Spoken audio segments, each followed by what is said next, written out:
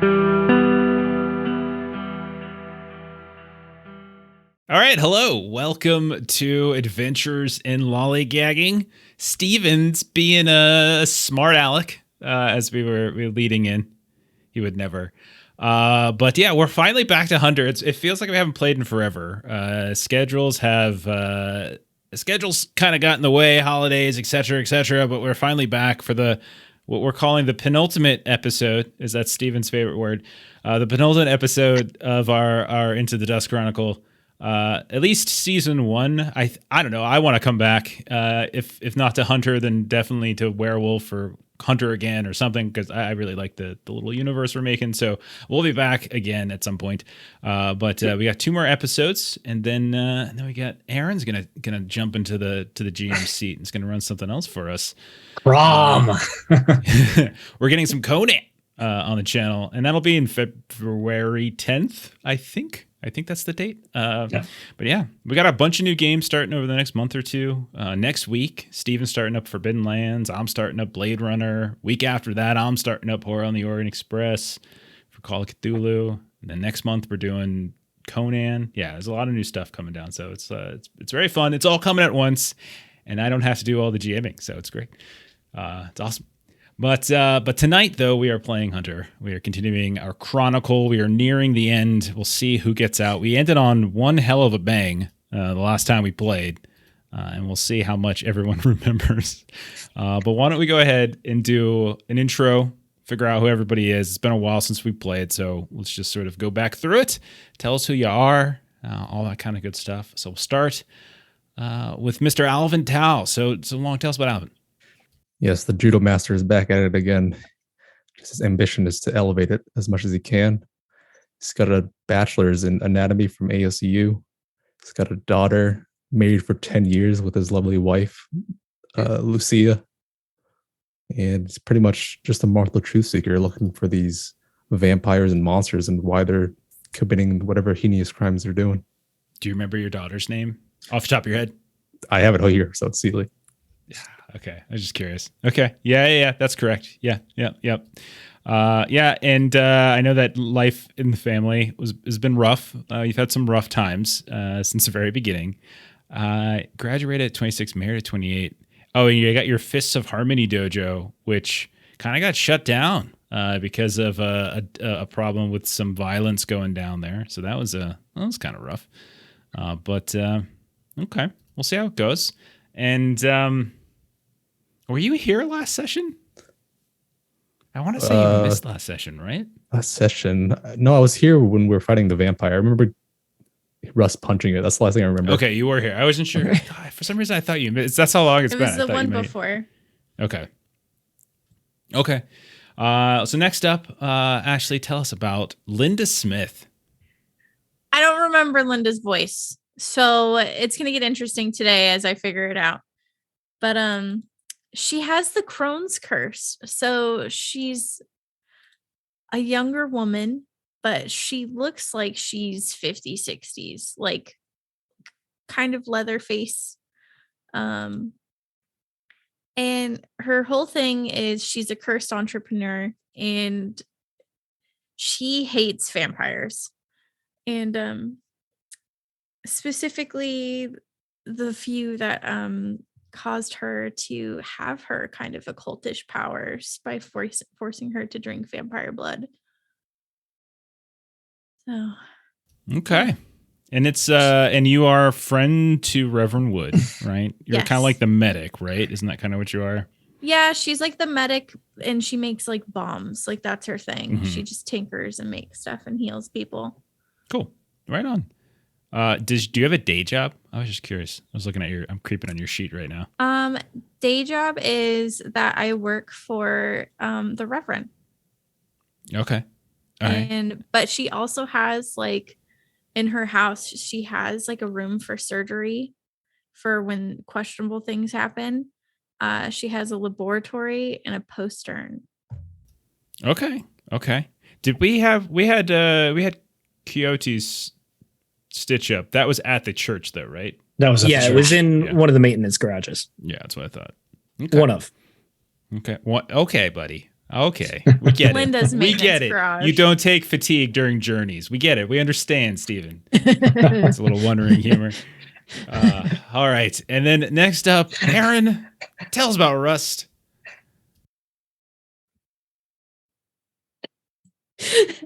I know it was you. The others, they might not have seen it. They might have thought it was my divine gift. But I felt you. I felt the cobwebs under my fingernails and across my face and down my throat. I know you did something to help me kill that leech, but I also know you did it just so you could have me for yourself. Well, I'm here to tell you, it doesn't matter what Sister LeBlanc or the church thinks. It doesn't matter if I'm a vengeful apostate to them. I am the monster you made me. I am Serrano Rust. And I welcome you back. Because if I have to tear you down to hell with me, that's what I'm going to do, Grant. What's that? The itsy bitsy spider. I see you. It's so funny because you mentioned beforehand Serrano, and we're like, no, it's Quixote. And you're like, oh, you gotta, you call yourself Serrano again. That's right. It is. That's how crazy it is. Oh, goodness. Serrano's his middle name. Serrano was my brother that you made me kill. There we go. Maybe do I remember them? No, you can't take my identity away again. I'm Quixote? Am I? Thanks for the reminder. I want to change the overlay really quick. Do one of those quick cross throughs. New layer. That'd be fantastic. Oh, goodness. All right. Next up, Melissa, who has been in the the undesirable position of having to follow that, the whole chronicle. So, Melissa, follow that and introduce Maria for us. Whip your glasses off. Rub your face. Can you intro as Talk like a crazy Cody? person. Sing a lullaby. So Maria is she is a resident plumber, also known as a blue collar inquisitive. Her just because we haven't played in a while, I was like clicking through all the different tabs of the character sheet, and her desire early in the campaign was to meet up with Katja, which she did, and then bad things happened. So she's Died. currently Horrifically. goalless.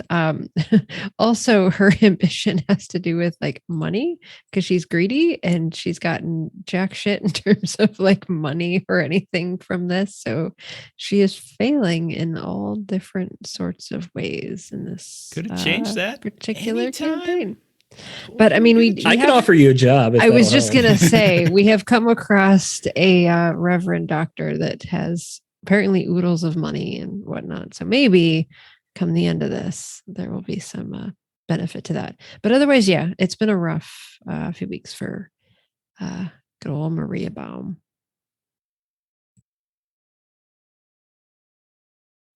Yes, go battle evil, right. they said. Get Classic some money from classic it, they said. Melissa. I'm typing. Stops. Like, I'm typing. Keep talking. All right, and then finally, we do have the I'm sorry. That's terrible. I feel very insulting. Hang on, let me get the whole thing. The Reverend Dr. Solomon Wood. Do you have like the a titles are music important. Intro for him? It's just I a feel sad the it Reverend should be Doctor like, can afford it. Like leading up to a mentor. Oh, he's looking now. He's like, what do I got? Yes, I am the Reverend Dr. Solomon Wood, and I'm here to tell you that there's no greater weapon against this world of darkness than to have faith in the Lord above. The scripture has long prophesied the end of times that have since arrived. As it was written, therefore, as tongues of fire lick up straw and as dry grass sinks down in the flames, so their roots will decay and their flowers blow away like dust. Isaiah 5, verse 24. As a good shepherd, I cannot and I will not stand idly by while the wolves prey upon my flock.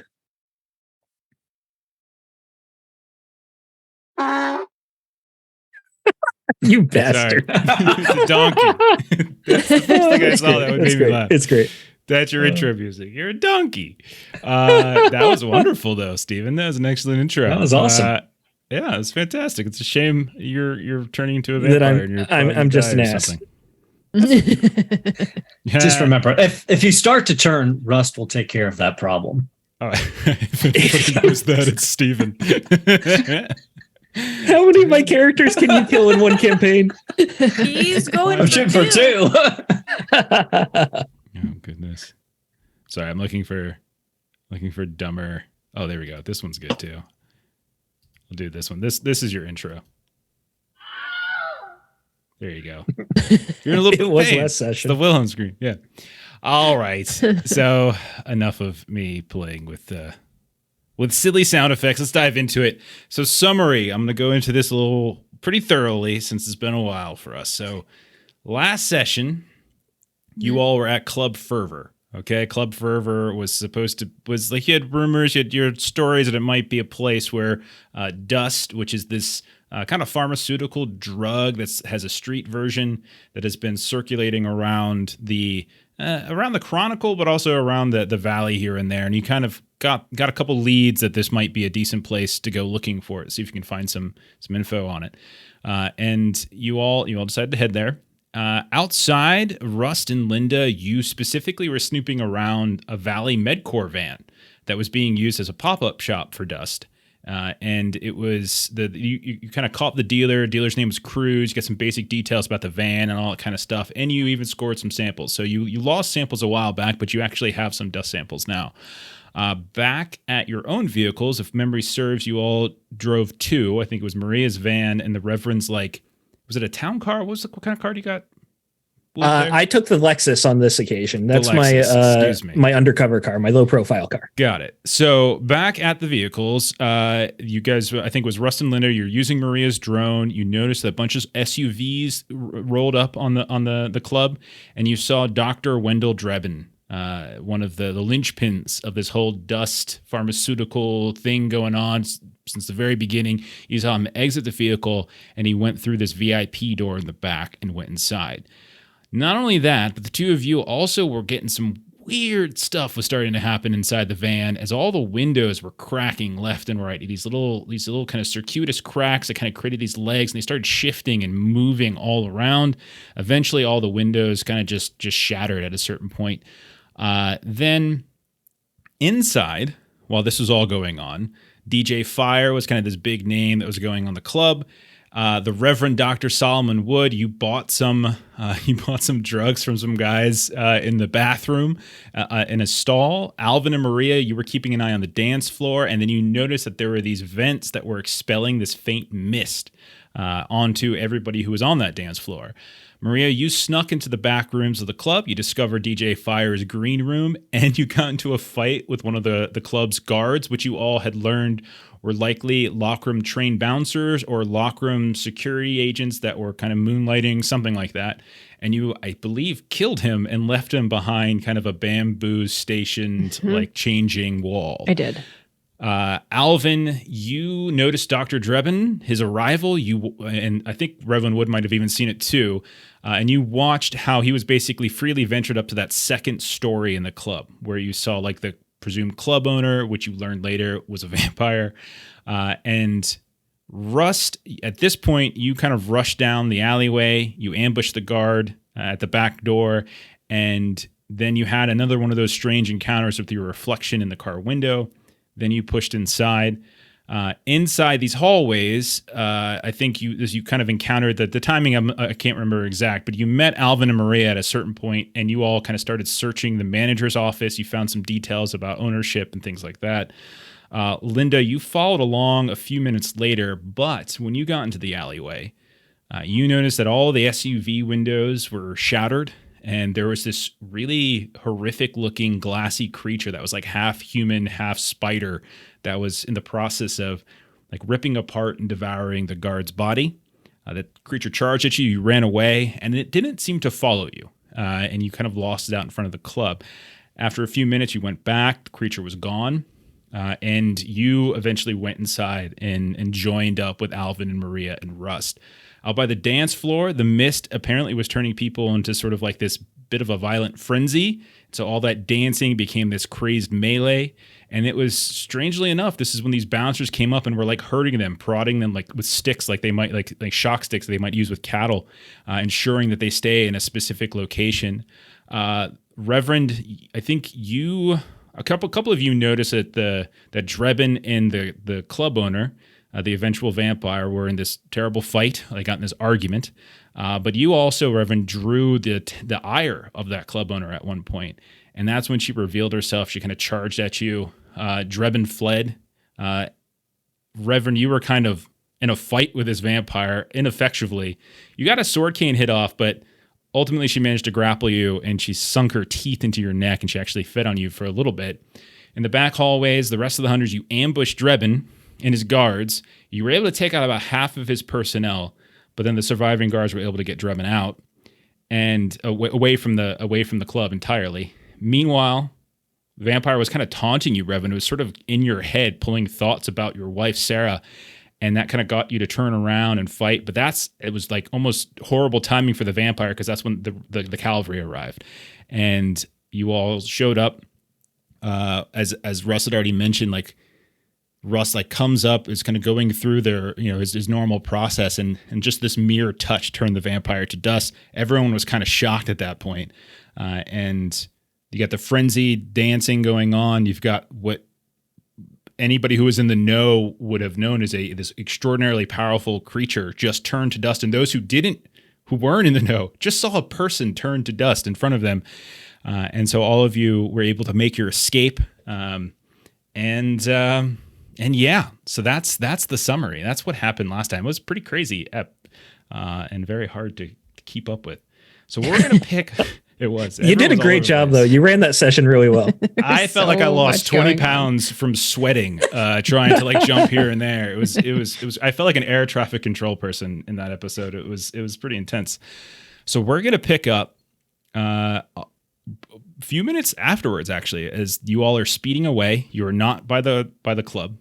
You are, we'll say, 5-10 minutes away from it. You're split between two vehicles. So I kind of want to get an idea of how, we don't have to play everything of the immediate aftermath out, but I do think there's a few things we should reconcile. One, Maria, your van, none of its windows are intact. Windshield, side windows, anything you might have that was glass, the rear view mirror, if there was one, the side mirrors, all of that cracked, shattered in pieces. So I want to know who's in the van with Maria, and then who's driving around with Reverend Wood. Also, the Reverend Wood has puncture wounds that all of you would know from a vampiric bite, and you can see the blood kind of oozing out.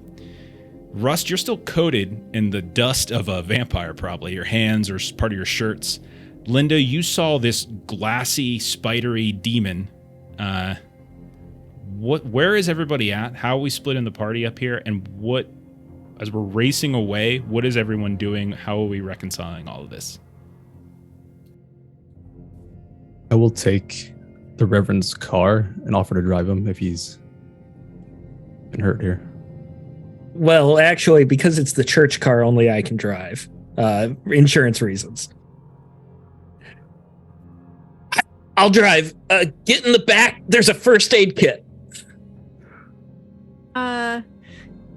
Linda's with you, and she's like, can you please just get in the passenger seat? We'll meet up at my house. I've got surgery tools. I'll sew you up. All right. Linda, Reverend, Alvin, you're in the Lexus. Does that mean Maria and Rust are in the van? Maria, I promise I didn't do this to your van. I didn't do this to the van. I didn't do this to the van. Normally I'd care that this is the last of our concerns at the moment. Just careful where you sit. There's a lot of glass on the seat. It's okay. She obviously doesn't want me to be hurt any other way. Right. You're gonna have to explain to me how all of that happened. But for now, I would say, I guess Maria will follow Linda Okay. driving the Lexus. Okay. And you don't, taking a look at the Reverend, whoever's driving, I assume Wood's been forced out of it. Linda can probably drive since she is technically an employee. Yep, that works. But if anyone's kind of peeking at your wound, their wounds are not life-threatening. Like, you take a look at them, but the wound itself is struggling to heal. Like, you can tell it's like it's not clotting well, and so you're constantly having to sort of replace. And so it definitely needs some sort of stitching. But again, it's not going to sort of endanger his life. But you are getting a little lightheaded, probably. You're getting a little paler, etc. As you start driving away. The drive back to your place, Linda, if that's where we're headed, is uneventful. You would notice, I would say, a few minutes after, probably even more than a few minutes, probably a good 10 minutes out, you do hear the sounds kind of popping up here and there on the highways, like a siren or two, but you don't necessarily like see anything chasing you, and so you're able to get to Linda's place without any issue. So, Jeff, if Maria could go back just to ask, and the answer may be no to this. We did see Drebin take off. Yeah. Is that like he took So- off and I could follow him, or No. he took off well beyond before? No, we got out? he split away from you guys. You guys encountered him in the back before the fight with the vampire. You encountered him in the back. You took out half of his guards. You had that ambush attack. You took half of them out, but he had like 3 others that just sort of like Secret Serviced him out through the exit. And like when you got out as you were running away, you noticed that SUVs were gone. And you also, in between the time in which he escaped, you guys fought the vampire. So that all happened as well. So no, you couldn't track him at this point. Understood.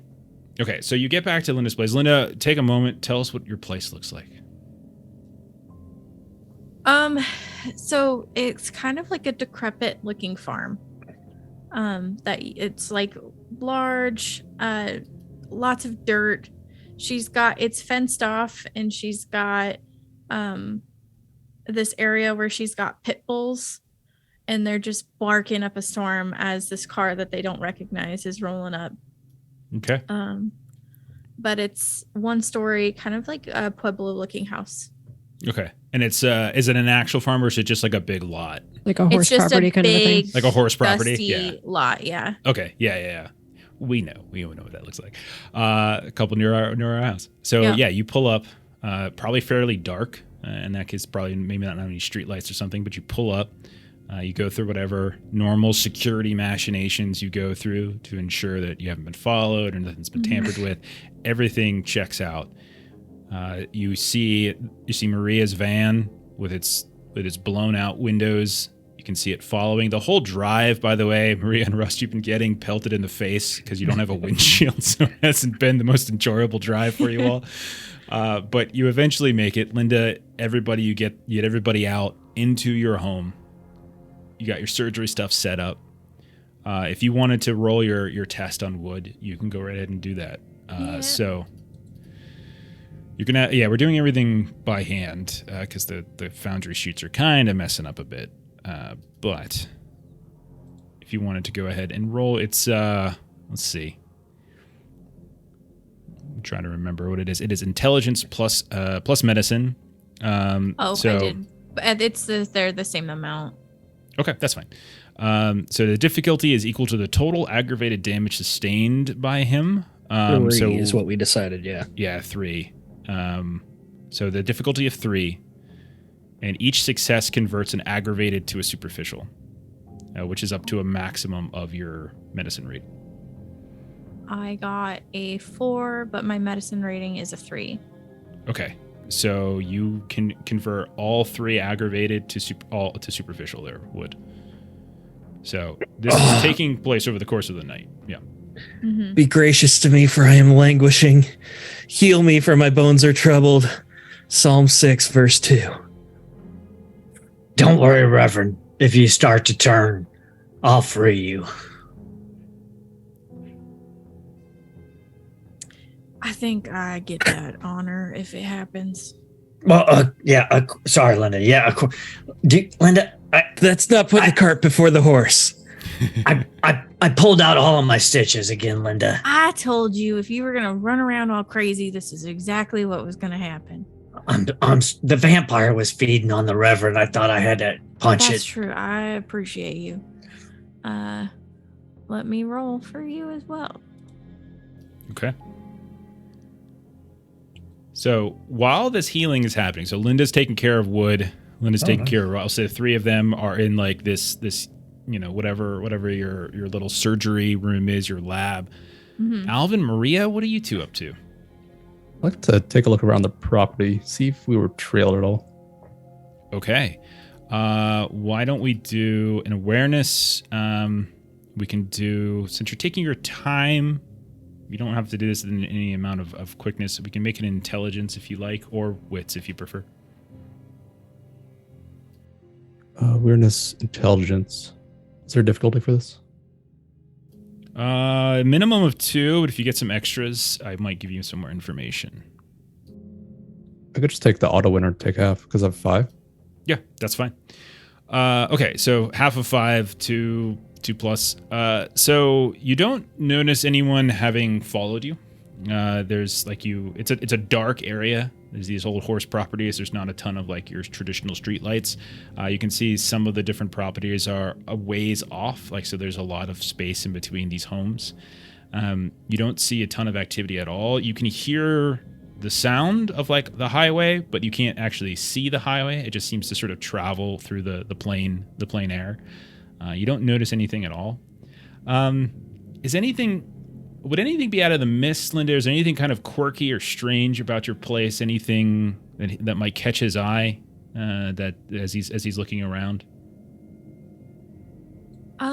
She does have kind of like a junkyard in like the back right corner of her lot. Okay. But it's kind of weird, like where she's like doing like weird art with it. So you've got like broken down cars, toilets, stuff like that. But then also she's got turned them into like planters and such. Okay. So as you're walking around, Alvin, and you're looking, you find this, like you don't see anyone on the road. You can see, you're looking for headlights, your eyes adjust to the darkness. You're looking for any movement at all. Nothing like that. You start looking around in the junkyard area. Some peculiar looking bits of art. But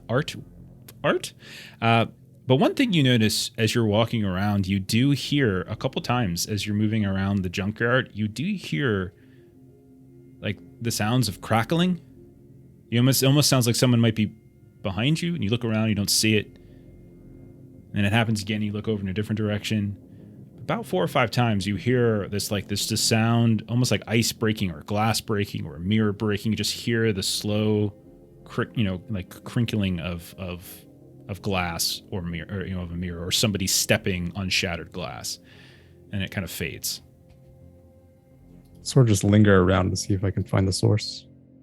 Okay, if you hang around, you do notice, and if you take a little time, there's more than once one of these like windshields or maybe a door that Linda has removed from a car and kind of placed as like a wing of some sort of strange bird-like contraption she's welding together. You notice like there's a crack in it. You notice that not like a bullet, almost like either taking a bullet or taking like a pebble at high speed on a highway. You don't really see so much the divot, but you definitely see like the sort of the crackling out of these sort of different legs, and you notice one of them is like actively growing in size. I'll just back away from it for now. Okay. Is this more of this window shit that happened at the club? I don't think I was there to see it. I mean, you saw my van though. Like all the windows are somehow just every bit of glass is just broken. Something freaky following us then. And Maria wants to look at her drone to see if like even like the glass, and it's okay if the answer is yes, like even the glass on the drone, like camera. You bring the drone down, you kind of flip, you look around, and you're right. Like you're right to look at this. Like the glass lens of the camera has cracked. It's still functional, but you would imagine any sort of imagery that you're going to get from it, any kind of imaging, you even pop up the tablet and such. Tablet seems to be intact, but when you look, when you kind of turn the camera on to give it a test, it has like these horrible cracks in it here and there. It's still functional, like it hasn't broken, but the lens itself is going to kind of obscure. It won't take long for you to fix. You probably have like replacement parts back at your home. I've got 2 things, Alvin. I've got my van, I've got my drones. Well, 3 things. I've got my cat. But 2 of them in one night.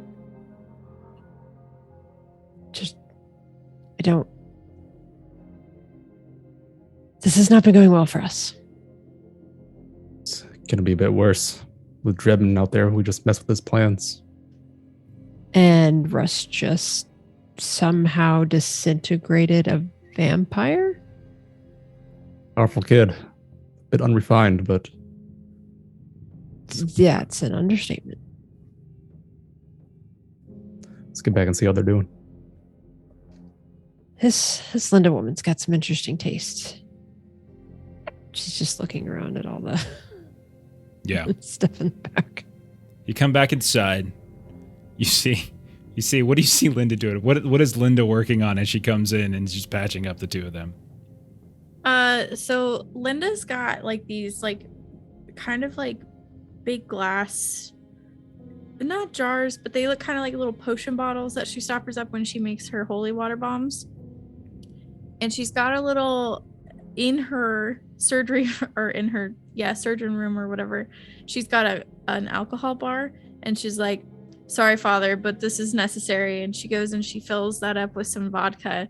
And she's smoking and she's drinking and she's making Rust hold her alcohol as she's stitching him up. And like she gets some ashes on his chest and she's like, "Oh, sorry." And she like wipes them away like to make sure they don't get into the wound or anything. So we'll sit. That's okay. That's okay, Len. I had so much worse. Thank you so much. You're gonna make me adopt you or something, aren't you? I don't have any place to live right now.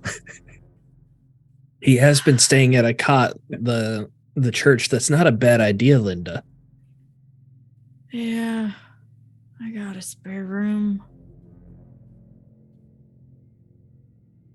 So we'll say a little time passes as you continue to patch folks up. Alvin, Maria, maybe continue to look out the windows every now and then. No one seems to be coming. Middle of the night, 3 a.m., 4 a.m., something like that. Remember, you were at a club. It's fairly late. And once all the patch-up stuff is done, it's far into the a.m. What's the plan for you all?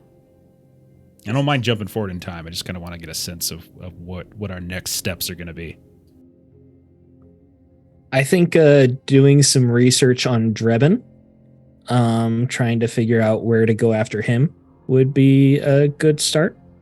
Yeah, I mean, we obviously declared war on him tonight, and he already let us know that if we stepped over that line, he was coming for us hard. And, well, we just killed one of his allies in front of him, so he may be a little freaked out and really gunning for us. So, yeah, I think we gotta figure out what to deal with him.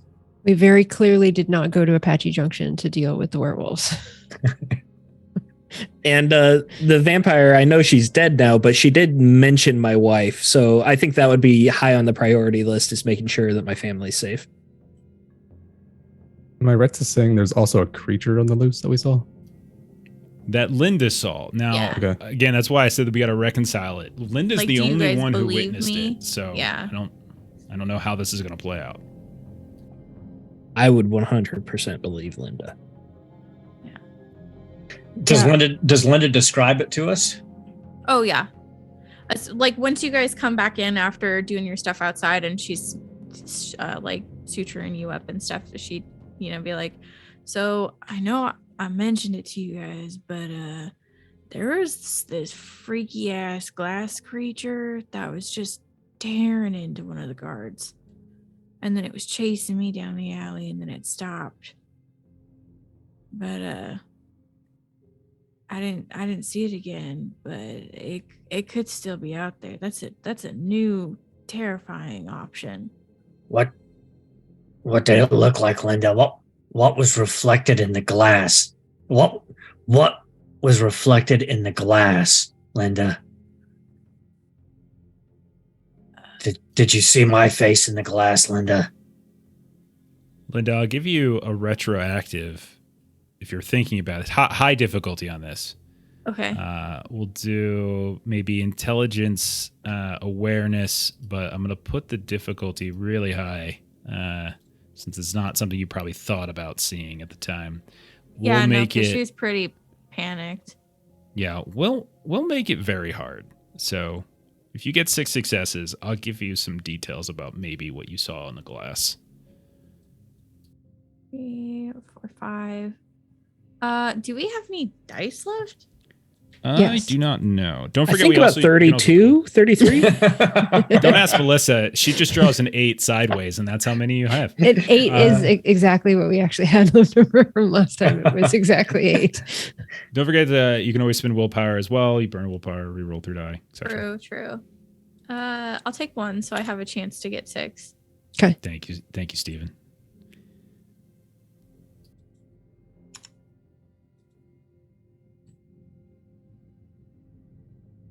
Fail. I'll do a willpower to reroll 3. Okay, so you're at 3 right now, but you're 1 critical success away. Like if you get another 10, you get a critical success, so that could be huge. How do I roll that on here? Great question. Can you right click? Can you click on it anywhere? Oh, yeah, right click on it, willpower reroll. Perfect.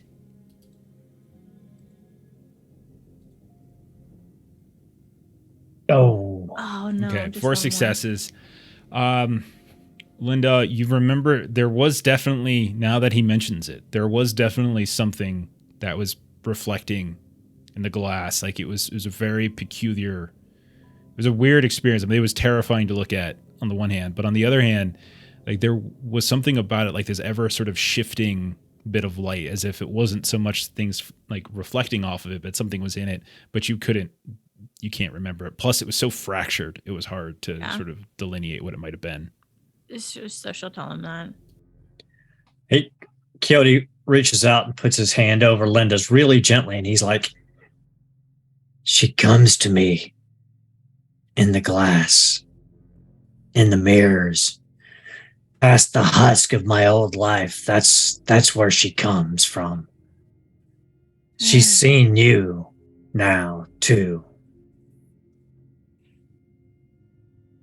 As he says this, by the way, is from the, as it comes to him in the glass, you hear a sudden pop, and you look over towards where you have your glass medical jars, and one of them that was containing, some sort of rubbing alcohol or something like that pops, like just shatters into like a bunch of different pieces, and you see the liquid just spill over the countertop.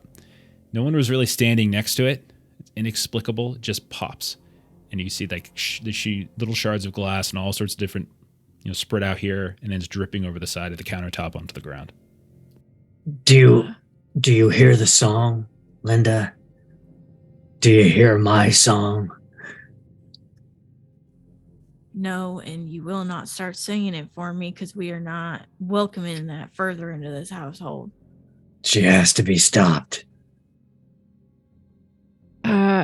Alvin and I should probably mention that when we were walking around outside, there was some glass.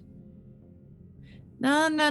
Let's not continue with this glass nonsense, because when we were in your van, that's where it started, because there was this crack that started forming, and then I started hearing this crackling glass noise, like somebody stepping on glass, and then suddenly all the glass shattered everywhere we were at, and then I'm getting chased down by this glass demon thing that's just feasting upon this person's chest cavity. Like, I witnessed as it pulled out an entrail and had it in its mouth, and then it was running at me like it's some goddamn sausage.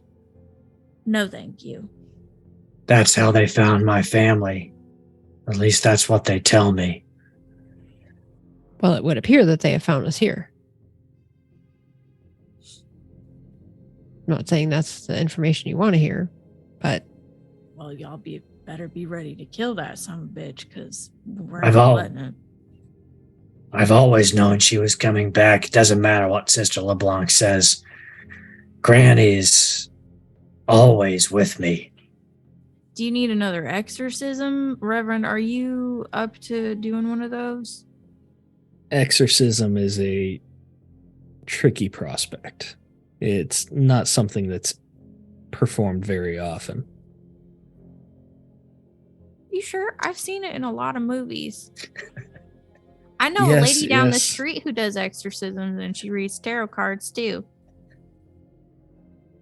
Linda, we've talked about where you need to keep your faith, and it is not with the lady down the street. I think we need to deal with Drebin first. I don't know that if we face Granny, I don't know we'll be strong enough afterwards to deal with Drebin. She might win. That's She's also so terribly strong. prospect. We I- have an even greater ally. You do not need to worry about that. We will always prevail. I know, Reverend. I have faith. But if the soul survives, the body might not. so what are we thinking? What other leads do we had? We've been sitting on the club lead for a while, and that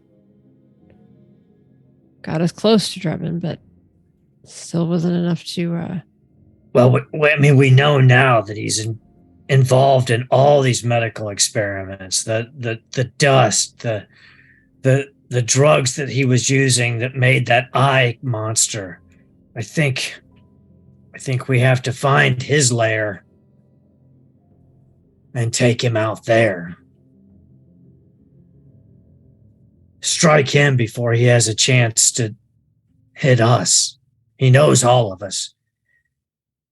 If we scatter, he'll come for us one at a time. I definitely agree that sooner rather than later is the better idea. Generally find that if we need to take something out, if we can draw it out somewhere where it is not in its home, that might be put us at slightly less of a disadvantage than go to his place. Maybe we could try to set a trap somehow. Well, I probably pissed him off pretty thoroughly. I'd make some pretty good bait somewhere. How much do you all know about Drebin? He's not human. He controls a medical complex, the Valley MedCorp facilities. We've been to their offices. He's got a reinforced prison where he keeps medical experiments. That's where we broke some people out of. He's got political clout. He's got money, and he either owns or controls Lockram Security, so he's got an army. All that is meaningless because we have the Lord on our side. He was stopped by the grace of the Lord when I pushed against him in his offices. But then he threatened to shoot us. Jeff, I would have liked to have texted my wife, Sarah, as well. I don't think I'd be ready to call her yet, but I want to send her a text since she knows I'm out hunting. Okay. Roll. Okay, so you're a little low on your blood's a little low, all that kind of stuff. And we've established I'm bad at texting too. Sure. Roll. Roll like a wits subterfuge or insight would also be a good thing.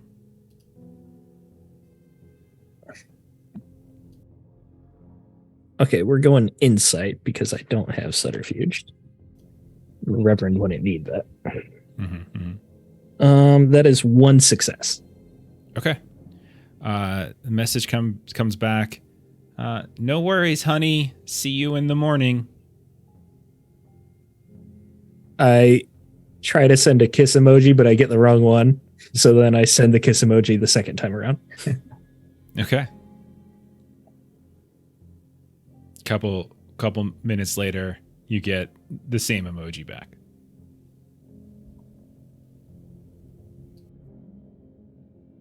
Well, looks like we won't be sleeping much tonight. I think it would be wise to do some research about our opponent before we confront him.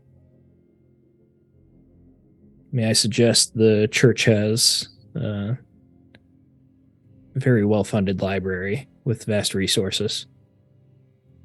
I could put it to use.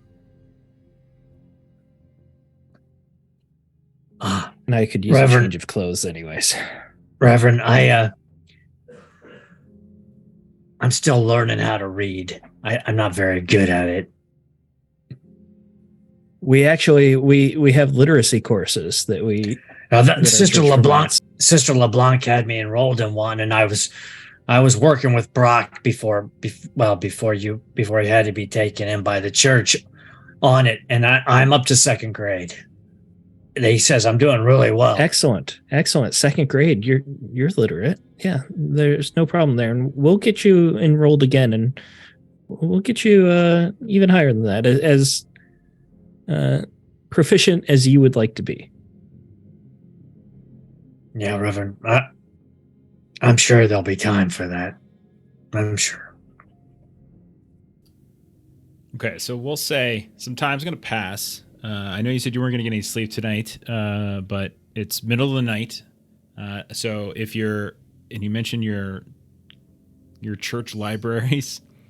So are we saying that we're going back there in the middle of the night, or are we saying you guys are crashing at Linda's for a little while and then figuring something out? Some of you have people, like Alvin, you have a family. Like, what's happening now? Yeah, I am worried about them, so I'll probably return home and have to regroup in the morning. All right. You head home. You go inside.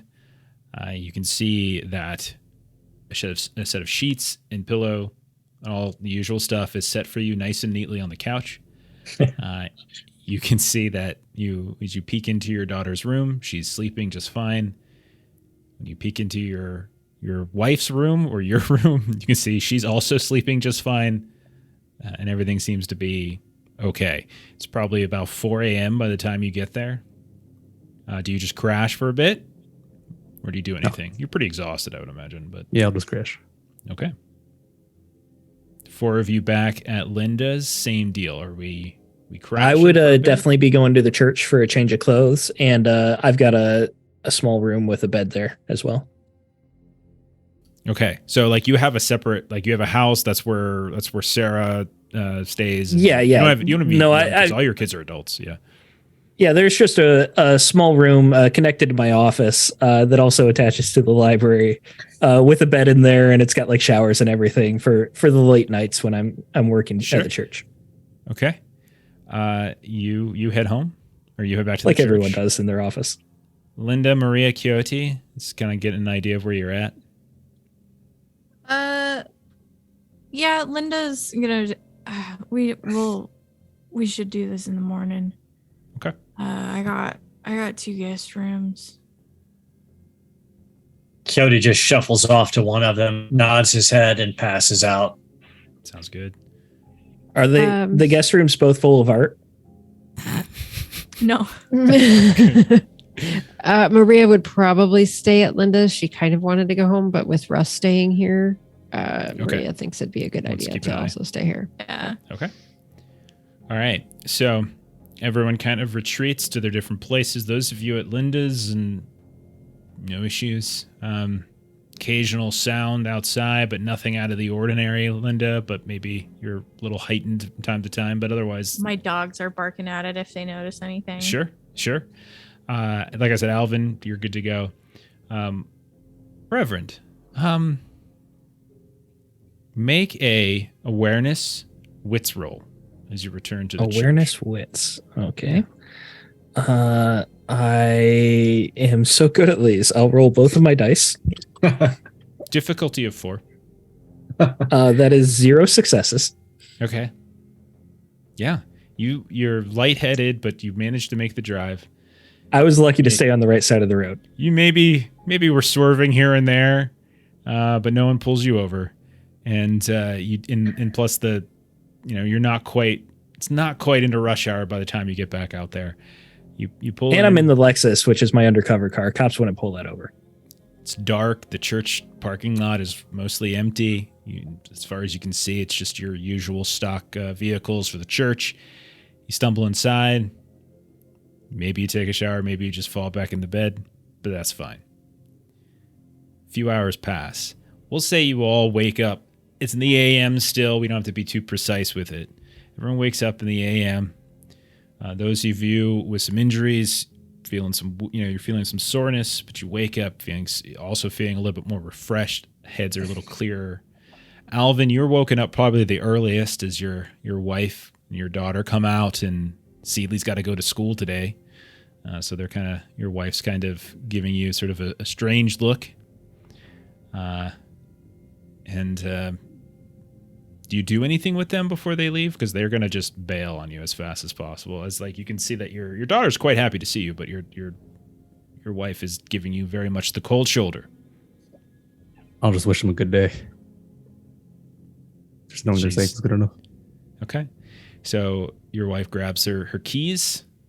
Seeley comes over, gives you a big hug and a kiss, and they depart as they're headed out. The rest of you wake up as well. Nothing really out of the ordinary that you can tell. What do we do from here? Did Sarah show up for work today? Well, you went and you slept in the church. You kind of looked around as you get up and you start wandering around in the light of day. As you start moving through your office, you didn't really notice it before, but now that it's light of day, now that you're not as lightheaded as you were before, it certainly does look like someone's been in here. Got some drawers that have been pulled. You look at the hinge of the door itself, seems a little as if somebody kind of yanked it open almost. And no, your wife has not showed up for work yet. I'm calling her. It goes to voicemail. You bastard. Is that the reason you leave? Yeah, you bastard. I'm texting Linda SOA SOS. And so Linda presumes, because he's texted me this before, and usually it means he's lost something. So she just texts him back and she says, "What?" God damn it. I give her a call. Okay. Linda, phone rings. I assume you answer. You're on the phone with them. Yeah. You hear Maria and Rust are kind of up and moving around as well. What next? We're on our way. I need you to meet me at my house. Sarah's not here. There's been a break-in in my office. Oh, fuck. Did you check her Apple tag on her purse? She keeps an apple in her purse. What does that have to do with anything? Oh my God, you're so old. And then Linda's gonna do it. Could I do like a technology roll? No, I mean, if you're saying you did that, it seems realistic. It's a simple piece of tech that exists. You do check it. You pull up your own, your computer, your phone, wherever you got it hooked to, and it's, as far as you can tell, it's at their address. You know his home address. Yeah. All right, I'll swing by the house and I'll pick up her and her purse for you. No, stay there. I'm meeting you there. I'm going to take the Mercedes. Oh, okay. All right. Russ, Maria, as she's hanging up the phone on you, she's calling for them. She's like, "We're getting in my car. We got places to be." Okay, Linda. Yeah, Maybe somebody text Alvin while we get driving. I broke. I don't have a phone anymore. I I'm don't sorry. think I meant Maria. You're Oh, all okay. right. Yeah, I was gonna ask you. I think I'll probably just need to ride with you. Maybe I can grab some windows from your little pile that I you got got spare back there. parts. That's what it's for. All right. For now, I guess I'll just be a passenger with you, Yeah, we've got like a tarp and stuff thrown over her van. and I'll text Alvin. I'm like on my way to the library already because I have plans to use it because I want to get an edge roll going in there. Okay, so is he going to get there before I leave? Like, would he be able to come with me, or does he want to stay there? The edge roll says roughly a day researching. So Yeah. Okay. Yeah. Like we can. So I'm gonna like other things in between it, but yeah, it would be. Yeah. I'm gonna head out to the helipad then to get to the Mercedes. Of course, I called my pilot. He's on standby. The Mercedes is, of course, a Eurocopter Mercedes-Benz EC 145, as everyone knows. Of course. Of course. Gotcha. Maria calls shotgun and sits next to Linda. Okay. And like she always drives everywhere. She does not like not driving. This is not pleasant for her. And Russ sits in the back, right in the middle, staring right into the rear view mirror, just staring. Doing the awkward lean forward, so he's almost in the front. The last time this happened, he stabbed someone in the ear. Yeah. And so Maria will just sort of turn around and just sort of look at him. And like when we get Just into keep the your garage, arm up a little bit. Linda like opens up her garage and you guys know those like super like modified cars? She's got one of those. It's like bright pink. And it's got the exact opposite of Maria's like can't be tracked van. Yeah. Reverend said we had to be there fast, so we're taking this car. Okay. I've driven once. I could drive. No. Oh, okay. So you all get to your destinations just fine. So Alvin, you said you're going to the library, like public library. Is that what you're doing? Or is there like he was a going to the specific church library, I thought, right? Church library. Yeah, the church library. Okay, so you're heading there. The rest of you are meeting up at the Reverend's home. So we'll start just to get the roll. Alvin, if you're going to start pouring through the church library, I presume, the Reverend gives someone the heads up to let you know that you get access. So if you want to go ahead and do your edge roll, trying to remember. So you've got, it's Resolve Academics, Resolve I think? Academics. Yeah. Okay. So give that a roll. Difficulty, I believe, is 4. I think, if I recall correctly. Most of them are 4, I believe. Okay, I have 5 total, so I'll roll. Ooh, a crit and a success. Crit and success puts you at, so that's, oh my gosh. 4. So crit is the crit unto itself is 3. Is a success. And then you get like the extra 2 successes on top of it. And then he's got his normal success. So he hit 4, right? Mm-hmm. Am I interpreting that right? Okay. It's been a while. Sorry. We're a little out of it. Okay. And so what kind of info are you looking up? I'm not looking to Drebin as much information on him as possible. All right. So I would imagine this library isn't just like religious texts and tomes, but a modern library, right? Where you can access databases, internet access, that kind of thing. More like a computer room than an actual library. Most of our stuff is digital. Okay. So because you're going to be doing this for a while, I'm going to like slow drip you some information and then we'll weave back them and we'll come back and forth. Also, I'm sorry, I should have posted these. I have the edges for that library on how to harm them and where they hide to give like special bonuses for that if that's what he's trying to look for. Okay. So So if you're doing some basic info, so I'm gonna start off with some basic information as you dig into Wendell Drebin. A lot of this stuff you know, but it's also kind of helpful for just us to sort of refresh it. But you know that he's in his 40s, late 40s probably, relatively good health. Good health. We've heard it before. He is everywhere. You start just doing basic news sources, he's popping up all sorts of places. You see him in newspaper clippings, you see him web blogs, you see him charity events, you see him at medical events. He is a well-known and well-connected medical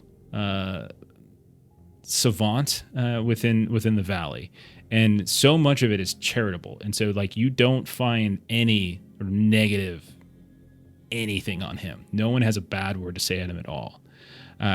You do notice, like, you can kind of you find like you kind of dig into some of these biographical elements. You see that he's got plenty of degrees from several prestigious universities. John Hopkins kind of pops out right at you right there, and all of his stuff, all of his like publications and things that he's had, his academic publications, all seems to do with pharmacological research. And so you're seeing all sorts of things.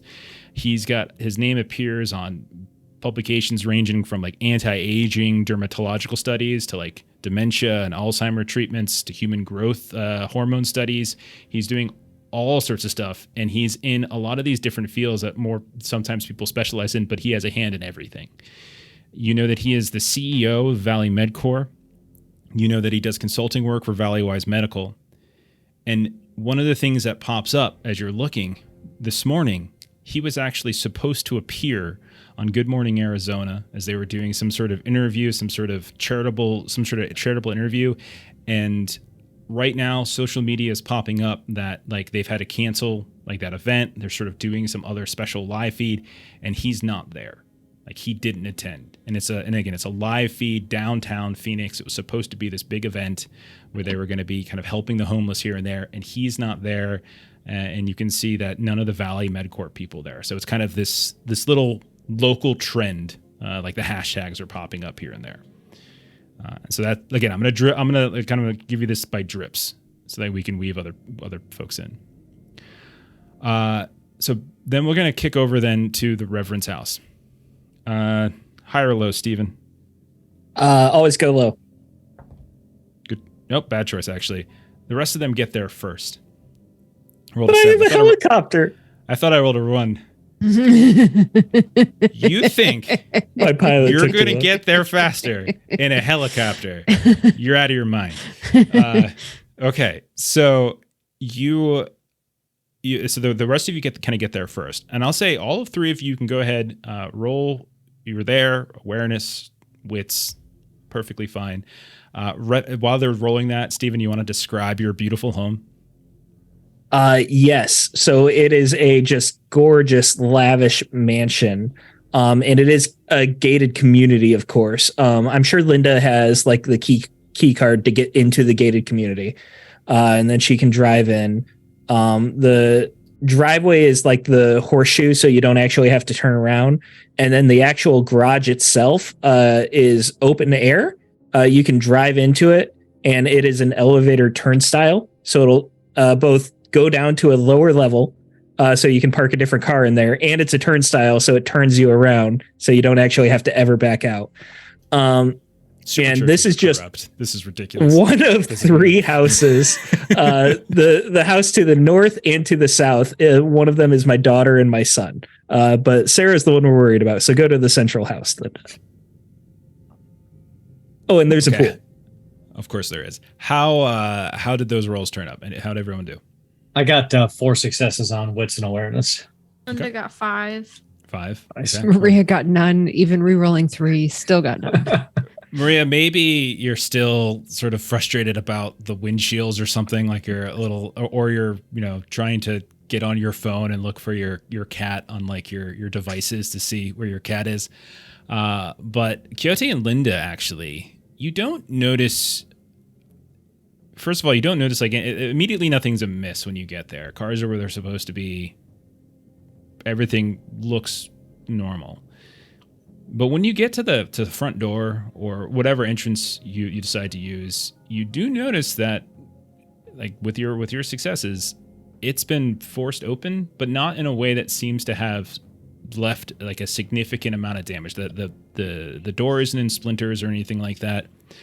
You can see that it was very harmlessly, like easily, just sort of pushed open. Like you can, like the strength that this would take is sort of interesting to you.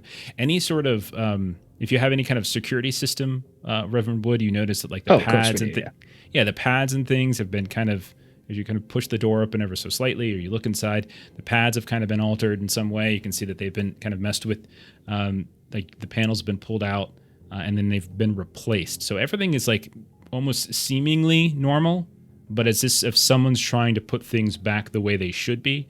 But with your successes, both of you are able to notice the door and the security panels. Something's off. Something's wrong here.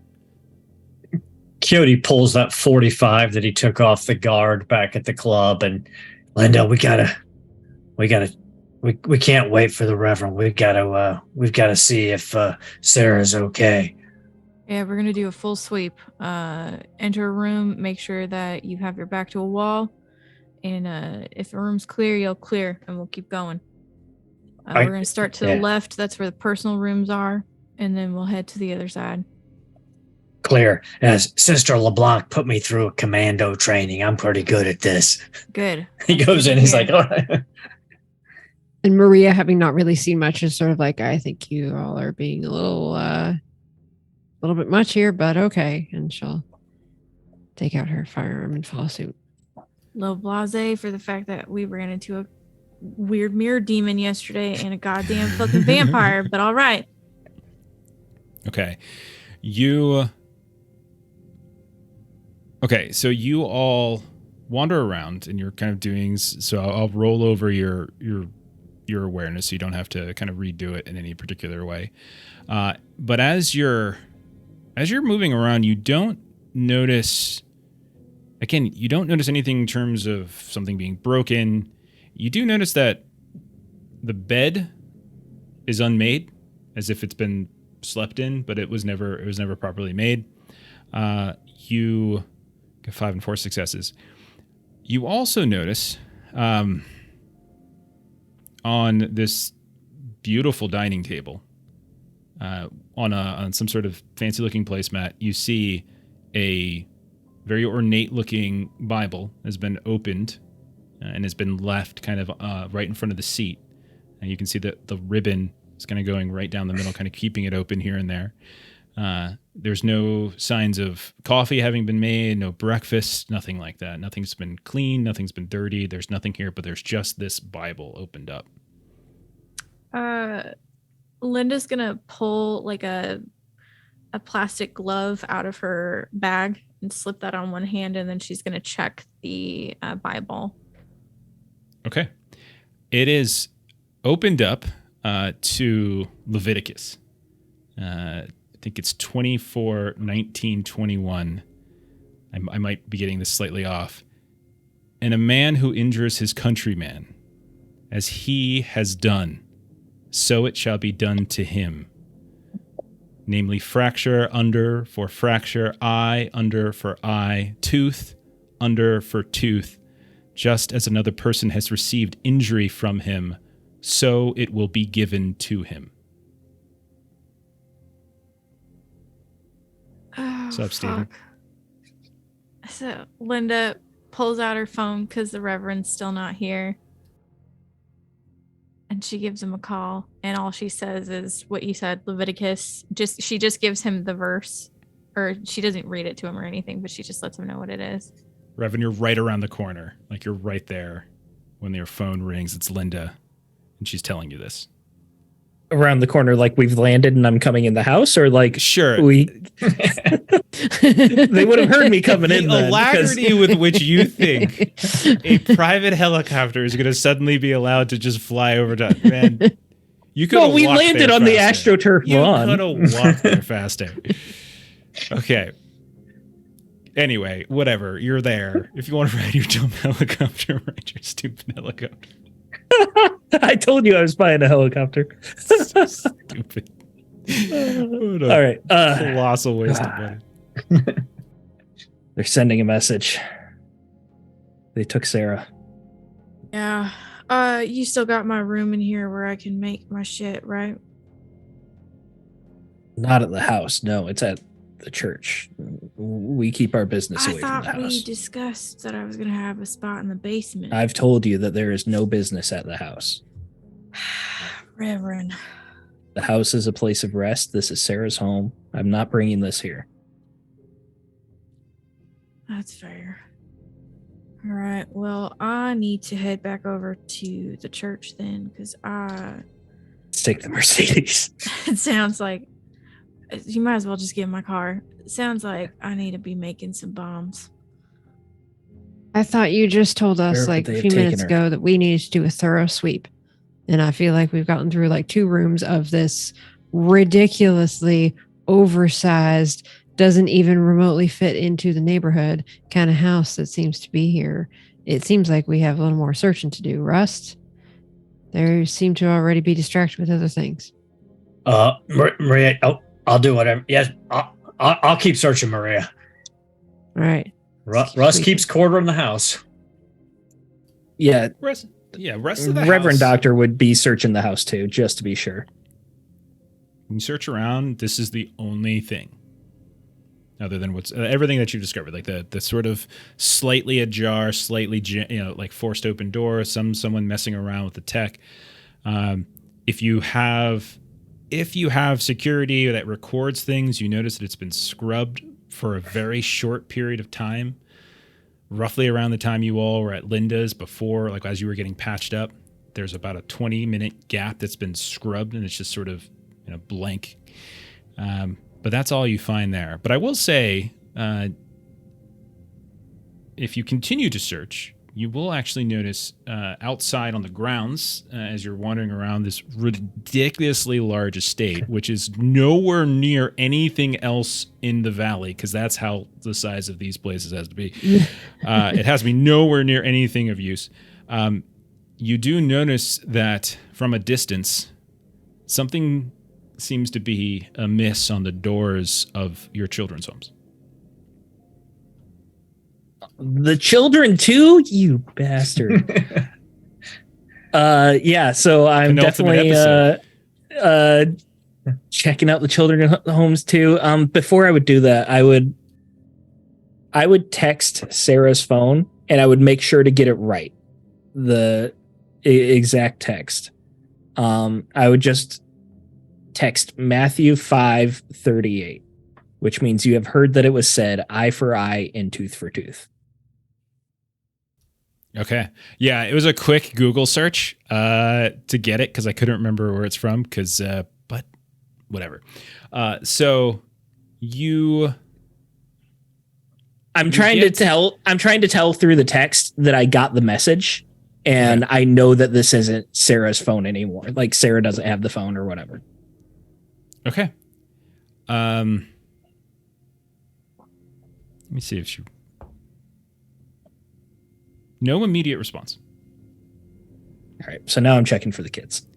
You notice that splashed across the doors themselves, you just see a swipe of what looks like blood. Doors are closed. All the vehicles that are supposed to be there, all the windows, everything looks fine. And even when you get up close to the door, you don't notice the signs of forced entry the way you did in your own home, but you just see a big, almost like a hand has been placed in a big pool of blood and just slashed it down the middle, and you see where the drips began. It's since dried. So not like on the lintel or anything, but on the door? On the door. Okay. I thought they were going for the plagues of Egypt, but I'm reading too much into this now. That's what they're going for. You're just being a dick now, is what you're doing. Well, is it lamb's blood? Who knows? I'm Who sorry. knows? I'm sorry. We You can't should- test that. Shit. Come on, man. Yeah. Not gonna bother calling their phones. We got to get back to the church and figure out where to get Drebin and where to get the bombs. I already tried to reach him on the phone. He's gonna call back when he wants to call back, I guess. Maria, can I borrow your phone? I gotta make a call. Yeah, sure. I actually, and she's gonna like go through her kind of duffel that she carries with her, and she hands you a burner. Oh, thanks. Sister LeBlanc, I know I'm not your favorite person right now, but it looks like the Reverend's wife and kids have been taken by Drebin, and I think we're gearing up for war. I know you don't want to hear it, but Granny's coming back, and if you don't hear from me again, the people you used to work for, they need to know what's going on. So were you calling her, or are you looking to just leave? Like are you looking to Call leave her? a message? Trying to call her. And leave a voicemail if she doesn't Okay. pick up. But that would be the voicemail he left. Okay. So if you leave that voicemail, I would say she probably doesn't answer. Yeah, she doesn't answer. You leave that voicemail. Okay. We'll leave it at that for now. One last thing. I know that they have Sarah, Abel, and Rachel. I want to give Isaiah a call. He's the one that lives in New York. Well, first of all, as you're standing around, the door opens and you see standing right in front is your son. Isaiah? He's right there. And he's like, Abel. Dad? Whoever it is that lives in the house. Okay. He Abel. opens the door Sorry. and he sees you and he sees the people with you. He's like, Dad? And he's got, his hair's all kind of messed up. He's got a big old cup of coffee in his hand. He's like, Dad? I rush over and give him a big bear hug. What the? Dad, what the hell happened to your neck? Have you seen your mother? Have you seen Rachel? No, not this morning. I just got up. Jeez. Gosh. Why? What's wrong? Where'd they go? Who are these people? Abel, there's more to the church than you know about, but I need you to trust me for now. You're You have to embezzling. come with I us to knew the it. church. I knew it. No, we're vampire killers. My name's Right. Rust. Coyote Yeah. Rust. Maria, and she just sort of like, Yeah, can we have a roll to see if Linda and Maria can intervene before he even says vampire? Sure. So it's probably, is it like intervene, like put a hand over his mouth? or just something? more. It's just talking over. Like Maria can kind of talk loudly. Okay, then, yeah, you can just Linda talk loudly. will try and just grab him by his mouth. Okay, yeah. Roll Scruff of his neck. roll a Dex Athletics, Linda, and let's see if you can get over there with enough alacrity. Meanwhile, he's like, Maria's talking loud enough, which means he's like, wait, what? You vamp? What? Dad? What? Oh, I get it. These are your charity case. Dad, you're not supposed to bring those home. They shouldn't know where we live. You're These right. people. You're right. There's no business at home. I know that's the rule. Your mother is. Could be dangerous. You leave people back here. The church takes in some. Reverend, Not they that there's call anything wrong with any of you. It's a pleasure to meet you, but No, Abel, listen. very not- Your mother is missing. We need to get back to the church so we can find her. what do you mean she's missing? What are you talking about? It wasn't the vampire. It's something worse. You know what? We're gonna. It's very nice to meet you. Good morning. I'll let you have a family conversation. We are here to help your father, and she'll kind of like hook an arm. They're With probably just Russ. she's probably just having breakfast with Rachel. God, what's wrong with you? Like, okay, Get in the Mercedes. We'll talk about it on the way. Wait, she might just be over there. Did you say she might just be over there? Have we not checked over there? I checked Rachel's house. She's not there. Like you checked his house and then you just walked out of it, and so Maria's gonna walk over toward the other house with That Russ. is a Be good like, point, actually. Come on, Russ. Okay. Let's actually knock on that door over there. Knock on the door, and you see the same Russ- thing, by the way. Rust again pulls the 45 out, and he's Dad, they got guns? What the hell's going on? Should I call the cops? I should call the cops, right? I Russ. should call Dad. We should call Abel, the cops. get in the Mercedes. Listen to your father. Okay, roll. And I go into like my church leadership voice that he's heard many times as a child. Oh, okay. It sounded like you were trying to intimidate him into it, but no, you rolled that leadership because you've been so kind. Leadership, I don't know, but manipulation. I wasn't actually probably, gunning I'd say. for leadership, but I am fine with that. Yeah, it's fine. Or persuasion. Persuasion's fine too. Meanwhile, Maria just yeah, sort better of has persuasion. You said just kind manipulation? of takes the Or gun. I think it's charisma? manipulation. Can you just put it for behind sure. your back? Oh, Just behind your back. Of course, Maria. Sorry. I just wanted to be ready. Need it. Yes, being prepared is fine, but we're not shooting the Reverend's children. That's not. No, that's right. We would, unless they've been changed. But we Four would. successes. We would be sure first. Yeah, We of would course. confirm first, then address it. I can sense it when they've changed. You remember sorry, I don't. Yeah. She had Right. changed, and then I knifed her in the head. Yeah, I remember. Yeah, He knifed a remember. woman. What? All right, fine. I'll get in the Mercedes. Can I put some pants on at least? Jeez. And he's got like this fancy robe on. You know, he's got his. Quixote, will you go with Abel to find his pants? Of course. Let's go find some pants. You look about my size. Do you have any extra He's got pants? a gun, Dad, and he just said he killed a woman. What? No, here, And you better listen to him. Here, I don't Abel. know. You What? can have the gun. It's okay if you've got Yeah, pants for me. Why do I have this? Maria will grab the gun. I'm going to Rachel's. I'm walking across With the gun? property. What are you gonna? You're gonna shoot? I'm my going with sister? her to Rachel's. Okay. Then You're Quixote leaving Resta with your pulls son. out the dagger in his pocket. He's like, "It's okay, Abel. We're safe. I can still use this." And as you just hear him like apoplectically wander back into his home trying to find pants as Russ follows him with a knife. Maria, Reverend, Linda, you go, I presume Linda too, I'm sorry. You go over to Rachel's home. Same thing, slash of blood. But when you ring the doorbell, knock on the door, Rachel answers. Hey, Dad. Where Dad, were what you? I happened was to your just here. neck? Where were you? I was inside my home. What do you want? I was just taking a shower. Hair is all wet and everything. We need to leave now. I have something to tell you. I have I'll tell plans you on today. the. No. Quick Listen to me. question. We were going to ask some questions. Is your mom with you? No, I haven't seen her yet this morning. No.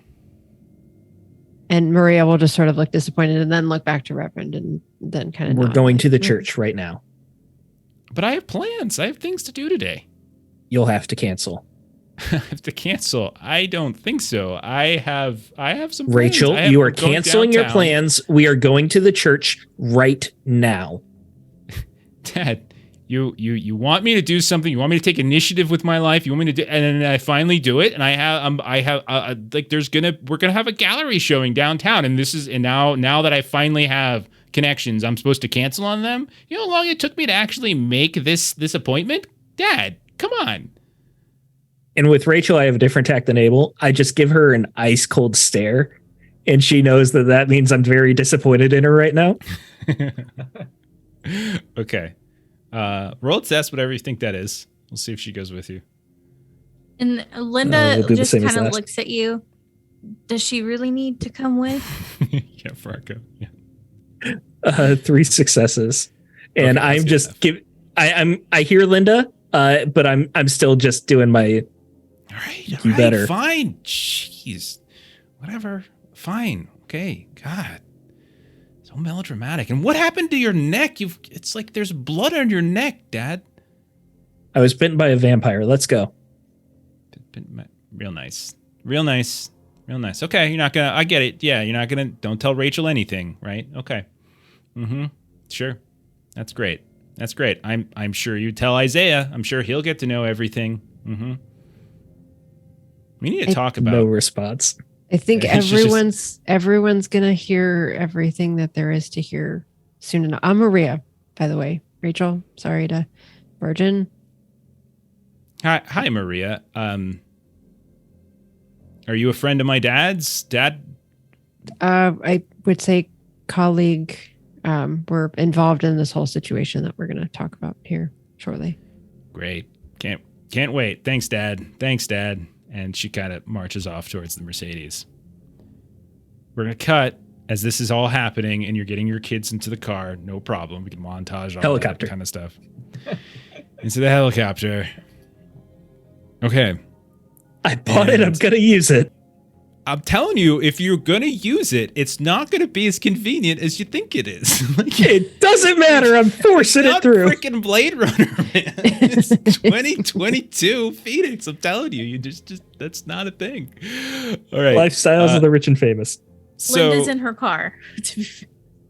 we're gonna cut back to Alvin because Long doesn't give me grief.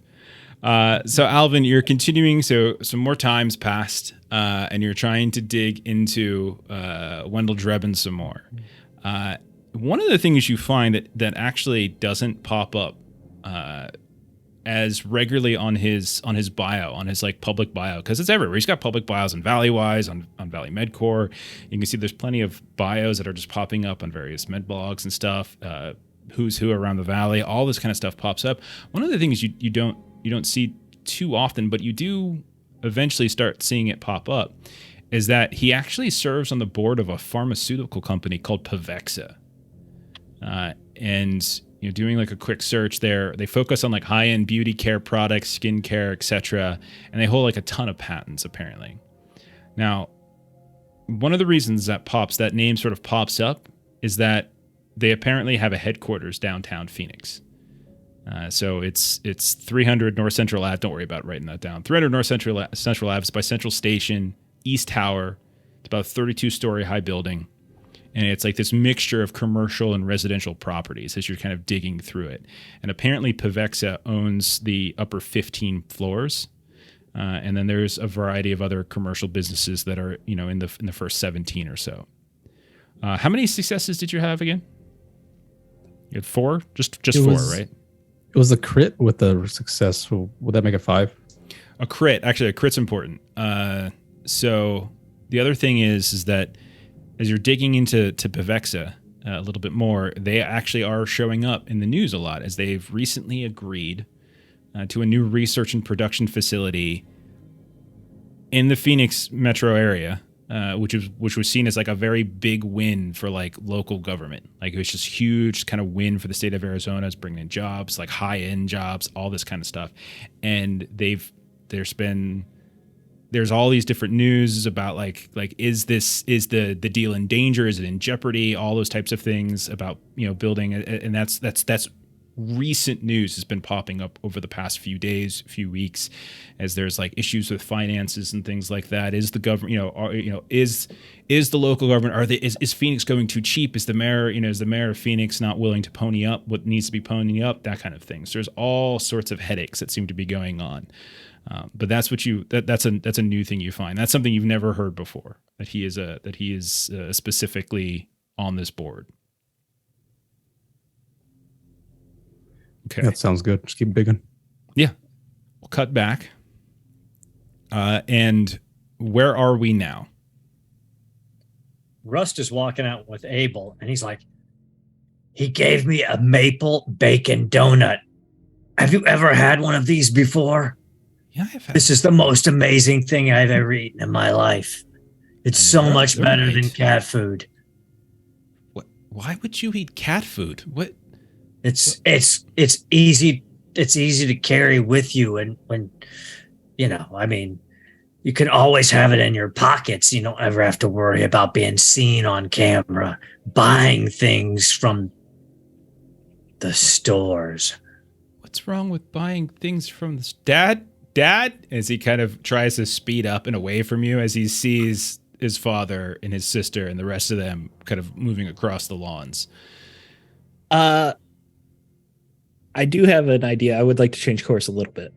I want to put Abel and Rachel in the Mercedes, and I want to talk to the pilot, Cliff, and tell him to go to LA, which it does have the range to go to LA. So I just want to send my kids out of danger. Okay. Do the kids hear this? Or do you just probably not? Okay, so you try. I would tell the pilot. Okay. Yeah. Okay. I mean, he'll do what you say. I mean, he's on. You pay him, so he's like, yeah, whatever you got, Reverend, no problem. Yeah. And then I would run in the house and I would go into my study in the house, and I would pull out a few books that aren't actually books; they're hollowed out with wads of cash in there. and I will be handing them to my kids and taking away their wallets and credit cards. Dad, what are you doing? What? Give me your wallet. Have you lost your mind? Give me your wallet. Why am I giving you? It's got my ID in there. What No. if I want? Give me your wallet. What if I want like a mimosa at lunch? What are you doing? This is ridiculous, Dad. I give him the finger. Give me your wallet. Okay. Jeez, you're so ridiculous. Gosh. Rachel, you too. Fine. Take it. Take my wallet. That's fine. Just control every aspect of my life. No, go right ahead. I give them both 2 wads of cash. It's like 5,000 each or something like that. You're just gonna buy off. You're gonna buy our love again. Is that what you're gonna do? It hasn't worked for the last 30 years, but yeah, that's fine. I'll talk to you soon. Get in the helicopter. Fine. So they climb on a helicopter. Helicopter takes off. Starts flying westward. Stinger missile. I was just gonna make that joke. Oh, man. My neighbors hate me too because I have a helicopter park in my lawn every now and then. The theme from MASH starts playing, and then boom, hits. Okay, so your kids are safe. I'm writing a question to myself so that if something Are goes safe? wrong, Question mark. How far does Trevin's reach extend? Okay, so you've got your kids there. What do you want to do next? They're off. They're gone. It's just the 4 of you now. I'm calling my professional driver to make sure that his shift is starting at the church. And then I'm going to get in the BMW when everyone else is ready to go, and we'll all drive to the church. You have a BMW and a Lexus and a helicopter. He has The Lexus stays at the church. The BMW stays at the house. I think we should put a knife in Reverend Wood's ear. I think he's the most corrupt monster we've seen on this, even worse than Granny. I mentioned this in chat. The BMW is an i7, and it's an electric vehicle. It's my everyday vehicle, so I can save the environment. Okay. He's such a good person. Okay.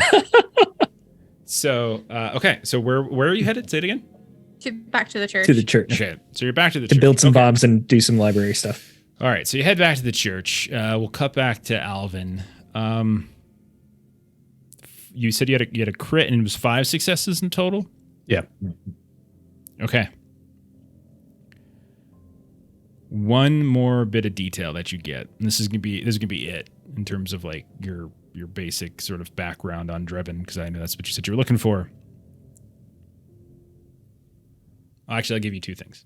First, you actually discover a couple of photos of this building downtown with Pavexa, and then at some point, one of them, like a caption underneath one of these photos, Drebin on the balcony of his penthouse apartment, downtown Phoenix.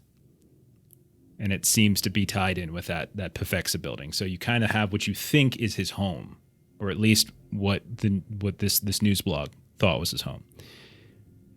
The other thing you notice is as you're digging into Pavexa a little bit more, you actually come across like this very nebulous sort of, as you're backtracking who Pavexa is, what their patents are. There's a lot of weird kind of patent law that's popping up. It's a very circuitous like history to the company, and somebody who's like maybe a forensic accountant could probably unravel it a little bit better. But you do notice like an acronym that popped up at one point, TDG. And it was a company like this sort of, and it's some sort of big sort of parent company that you've seen pop up elsewhere as possibly being involved with like Valley Medcore, Valley Wise, that kind of thing. And it seems to also be involved with Pavexa and owns the entire building.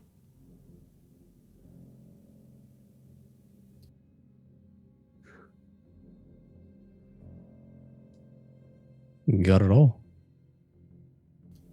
And so we'll say, in the time it took Reverend to get his kids to safety and them to sort of scout that, they come back to the church. We'll put it at middle of the afternoon by the time all of you reunite again. And we'll say, just to play with time so that Alvin can be part of it as well. Alvin, you see them come up. They look, a little hurried. But you have all this information too. Middle of the afternoon, you all are reunited at the church.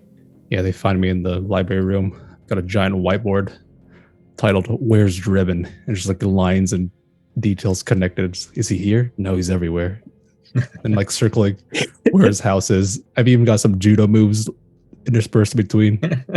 Like He broke into the Sunday school art supplies, and he's got the yarn and the construction paper. Yeah, the one of the school teachers who like works for you, she comes over to you. It's like, Reverend, I don't mean to speak ill of your associates here, but he just took everything. He literally took them out of my hands when I said I was putting them away. Do you know him? I've never seen him at any of our services. It's a special project. He needed the materials for something that's happening tomorrow. It was last minute, but it's charity work. I know he's a little eccentric. It's Christ meets Kung Fu. So it's just... He took one of our houseplants and he threw it over his shoulder onto the ground, and then it's whatever the Kung Fu part. They break clay. It's one of their things. He was just testing the pot. I'm sure it's fine. It's fine. No, it's quite broken, actually. It's very, very broken. There's soil all over the ground. No, it wasn't. The church will buy more. Judo. It was one of my throws that I do. There, you see, it was judo. It's fine. Well, I certainly feel better now. I'll leave you to it then. And she sort of wanders away, mumbling under her breath. What do we do? Linda doesn't even bother going into the library with the rest of them. She goes to her like workshop. And she's I would like to do a craft roll for my bombs, my ordinances. Sure. Okay. Yeah. So you're doing okay. So this is weaponsmithing, right? Like it's kind of what you're doing. Or no, demolitions. This is demolition. So it's science. Yeah. Right? Yeah. Okay. So since I'm crafting it, it is composure and science. Okay. Okay. Yeah, I just remember there's because weaponsmithing is craft, and then I think demolitions is the science skill.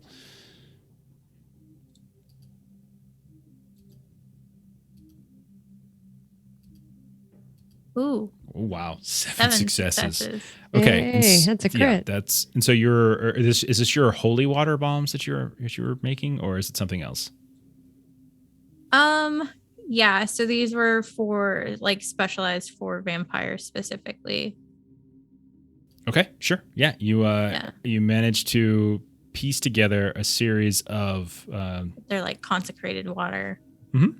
Yeah, you probably have a supply of that Reverend gave you on, you have like a big old, water bottle or something like that. One of those like office water bottles filled with it. It's all holy water inside. But yeah. And since you rolled 7 successes, we can say, we can add those successes to the quickness of it. You can say you get it done pretty quickly. So you're not too far behind the group. You'll be behind a little bit, but you won't be too far behind. Okay. So the rest of you who are at the church now, Reverend Wood's wife might be missing. Information about Wendell Drebin. What do we do? All right, Alvin. So you got a lot of addresses, you said? This building. It's possibly they've spotted them living here. So is he living in this same building as this Pavexa that you found? As best I got. Some blurry pics. Him chilling on the balcony.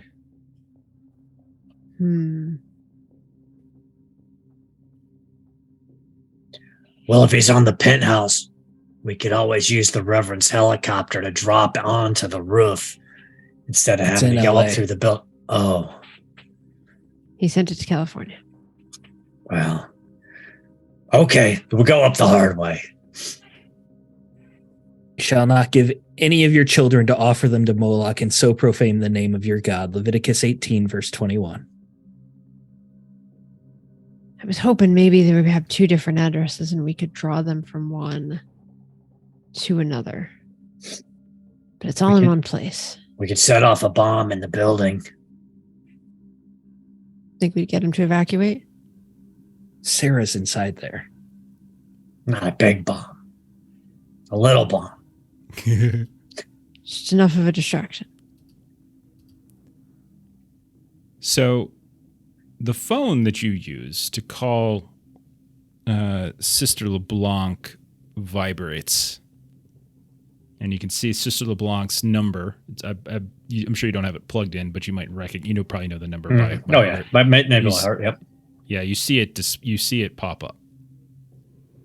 He flips it open. Doesn't And say anything. You hear Sister LeBlanc's voice, and she says, "Water has come to the church, Sister Celine. We found her this morning."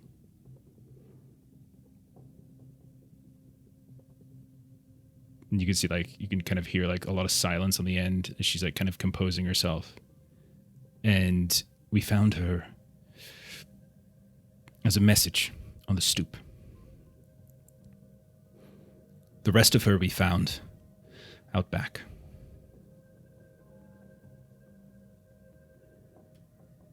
Now, Sister Celine is just some other sister that works there, just someone she knows, that kind of thing. I haven't been active. I am retired, Rust. So I don't think this is age-old scores being settled with me. No, sister. It's my fault, sister. I killed an old vampire last night, but Drebin, her partner, was there and he saw it. He took the Reverend's wife, Sarah, too.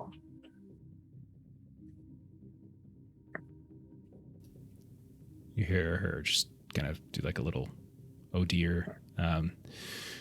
What are your plans?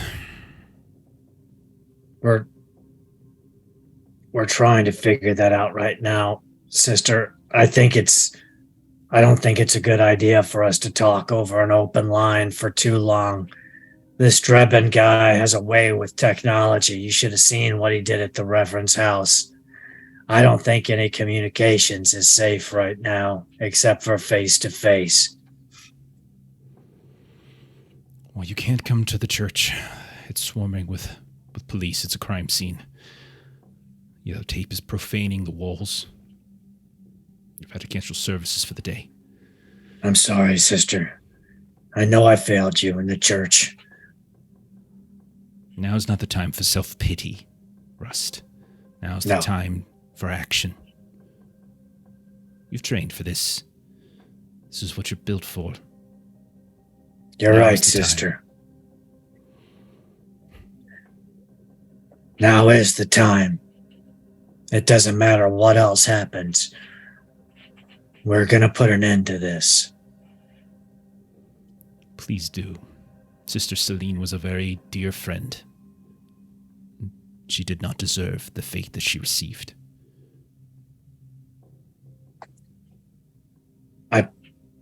I'll take care of it, sister. You may not hear from me again, but I'll take care of this. I have a feeling we'll be talking again soon. You hear it? I hope so. And then she hangs up at that point. Russ breaks the phone. Classic. Russ, did I hear her right that I'm sorry for the loss of Sister Celine. Did I hear that right? That half of her was found one place and half of her another?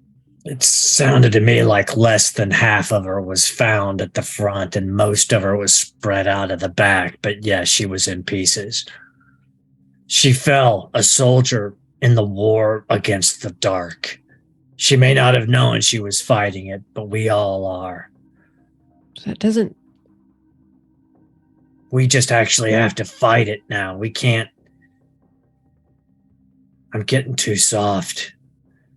I don't know that it's time to be harder. Just describe you as soft. I don't know that that's the issue at hand necessarily. It does... and she kind of lowers her voice. It does concern me a bit for the fate of Mrs. Wood, but... Sarah's probably dead. I wasn't going to say that to the Reverend, but... Or she was changed. I mean, if there are more vampires, what better way to strike at the heart of the Reverend's faith but to turn his wife? And then she'll go after his children. It's hell on earth. We should. But I'm not going to tell him that. I don't think we should. That's very smart. I say from keep behind that him. Theory to ourselves. All right. But I don't think we've got a lot of time. If he's willing to strike at the church and what it represents, he doesn't have any fear. He's acting in rage now. That is a very bold, very, very bold choice. Well, this is all I got on him. I've looked everywhere. He's well connected, well known. Everyone praises this man. But this is the only dirt I've got. A shaky pharmaceutical company. We've heard those letters before, have we not?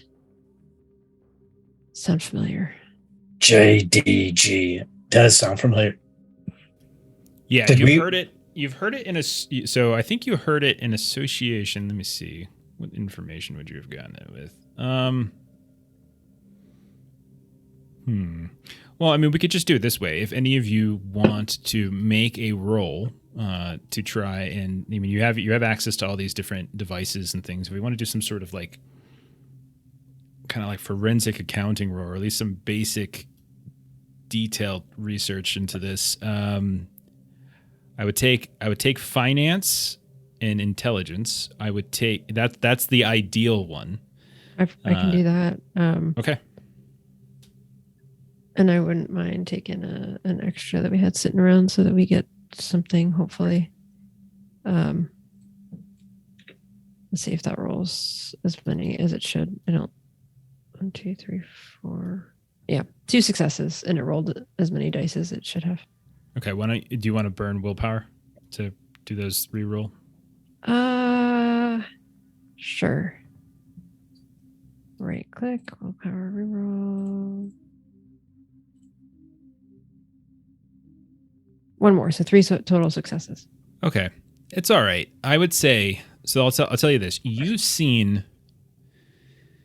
TDG this pop up here and there on some, like, you haven't done, like, I don't think anyone's done like a full background on some of these companies, but you did see some details when it came to like. You were like in the very first arc when we were digging into like Valley Medcorp, Valley Wise, the background of like the eye thief and everything. Long story short, it seems to be some sort of multinational corporation, and it seems to be the parent company for a couple different organizations that you've come across thus far. One of them being Pavexa that you just saw, another one being what looks like it looks like they have a hand in Lockram, and it looks like another had to do with Whitehall Advanced Care Centers, where you had the run-in with the ghost. So with only 3 successes, you're not going to get anything more than that, but you do. It's enough to know that there are multiple lines kind of weaving back towards this multinational corp. Alvin, I think you've hit on it. I think that's TDG is what connects everything that we've come across. They're behind all of it somehow. They're the parent company. Well, if Drebin's their point man here in Phoenix, perhaps if we take him out and cause them enough a headache, they'll fold up shop and look for someplace easier to do their business. Exactly. We can't save the world, but maybe we can save our city. He's aboard at this Pavexa. We just cause a little trouble to him. They'll cut him right up. So the question is, how do we get in? We storm the front door, take heavy casualties, but I don't know a better way in. Maybe Maria's right. Maybe we should try to draw him out, but I think it's a pretty obvious ploy at this point. I thought the same thing. We could, if there was a secondary building that we could attack, like the office that you and I spoke with him in earlier, we could attack that, but it might just draw everyone down further. Got an idea. We can do it more discreetly. What's that? Pavexa, this pharmaceutical company he's a board of, we disrupt his line of work somehow, his products, maybe his production line. Cause a stir in the socials. People get canceled for anything these days.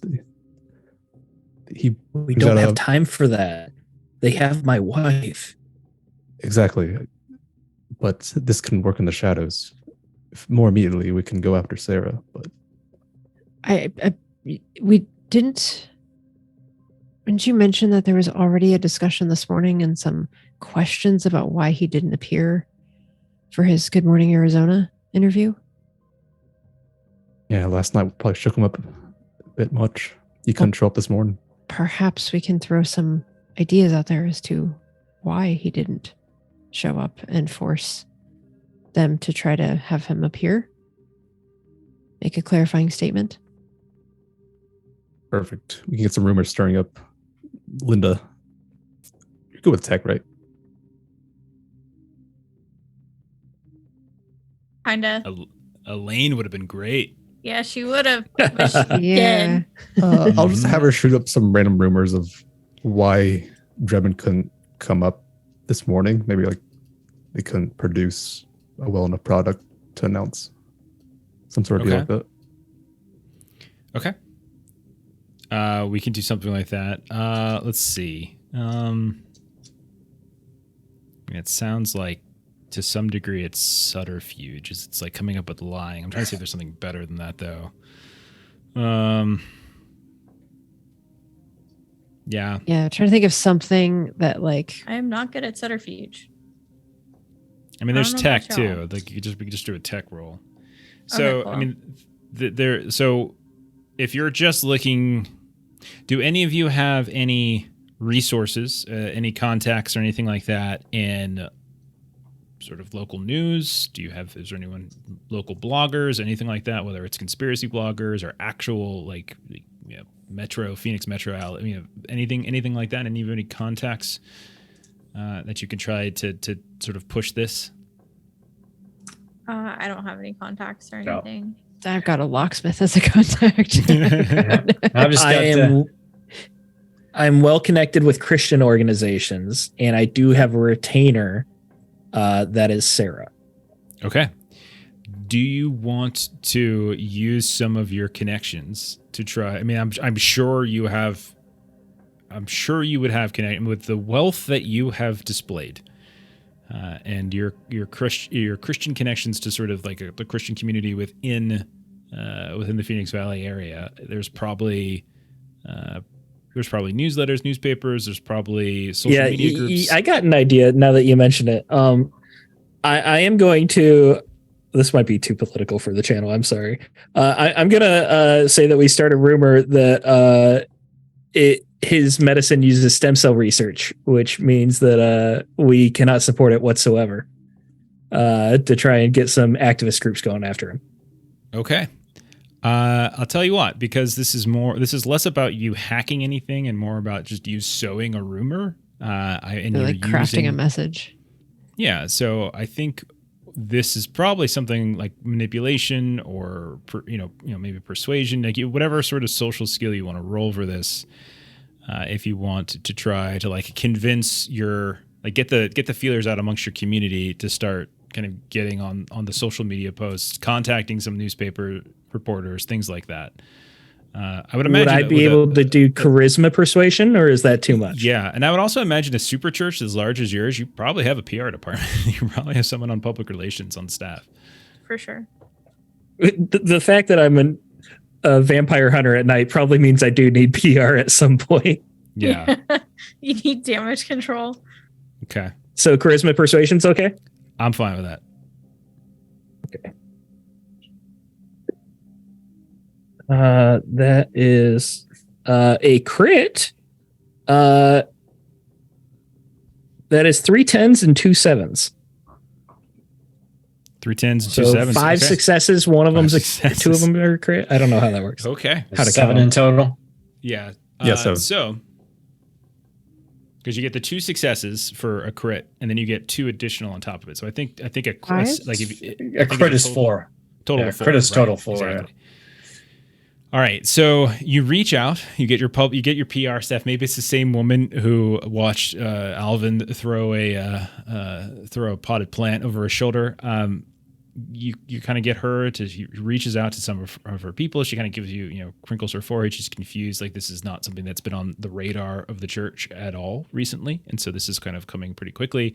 You are acting a little strangely. You have a wound on your neck, and you have some strange people around, but nonetheless, she does what you say, and she reaches out, and within the hour, you can see that trending across Phoenix, and you can see popping up on some of the local news reporters' feeds, and you can see also there's kind of calls being sort of thrown around here and there. You can see her at work in her room, her office, but you do see that there's like this mini little kind of conspiracy thing that's coming up, but mainly it's coming from the perspective of, is this going to like torpedo this Pevexa deal? Like, is this another thing? If like Valley's largest super church is anti Pevexa, like that kind of thing is kind of popping up, and following you like a flock.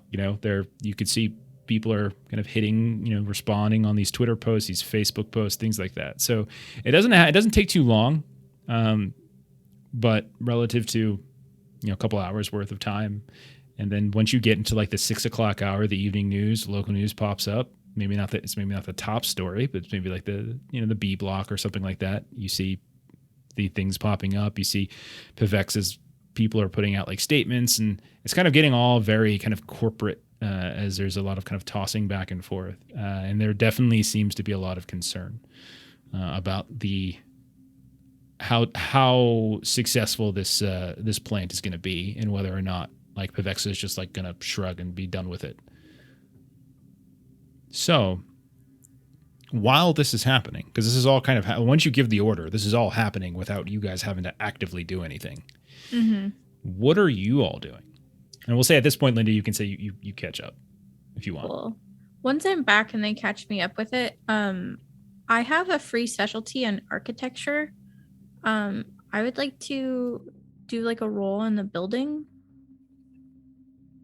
Okay, See sure. about like entrances, exits, etc. Firewalls. Blueprints, kind of thing.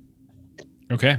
Go ahead and let's roll. Do you have is it an edge? Does it define your pool for you? It says academics. Oh, it's a specialty. just So a meaning you free get the bonus specialty. die. Yeah. So Yeah. intelligence academics, and you would get a bonus die because of your specialty. Yeah.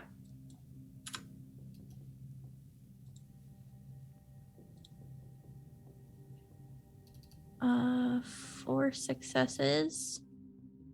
Yeah, that's plenty fine. I would say, yeah, you're very easily able to get basic blueprints that have been filed with the city. And not only do you have it, but like the building itself is a modern building. Is actually a very large project that's been worked on over the past several years in downtown Phoenix. It was a kind of a huge boon for a lot of construction companies. Maria, you might have even heard about it at some point through, various plumbing, construction connections and things like that. But from what you are able to glean, and we'll just say you have a copy of the plan. So like if we can refer back to that as a resource later, if, when the time comes, when it's necessary. But the basics are, it's sort of a half and half. The top half is residential properties. The bottom half is commercial properties. You can see most of what you're finding as you're going through is accounting, investment, medical sales, and legal firms. Like that's what we're seeing in those opening floors. There appears to be like there's round the clock security. There's 24-hour security 7 days a week. That's, as you're digging into this, Lockroom Control's names pops up, and they do 24-hour security of the premises. You see that the the price for the penthouses and some of the suites is extraordinarily high. It's a very prime real estate, and it is, again, a major modern building. There are a few different exits that you can, or entrances as you can tell, but there is sort of the main entrance like for the commercial side of things, but then there is sort of another entrance that's kind of off to the side for residential that usually either comes from like this underground parking garage. So you do have an idea of a couple different ways in, and then there's a few different elevators that pop up. There's the sort of some that go up halfway that are just going through the commercial floors. There's one that goes all the way to the top for the residential floors. There's also utility elevators and things like that. So I would say you have a fairly good idea of how to navigate, the building itself. Navigating the security is a different story, but navigating the building, you shouldn't have too much difficulty.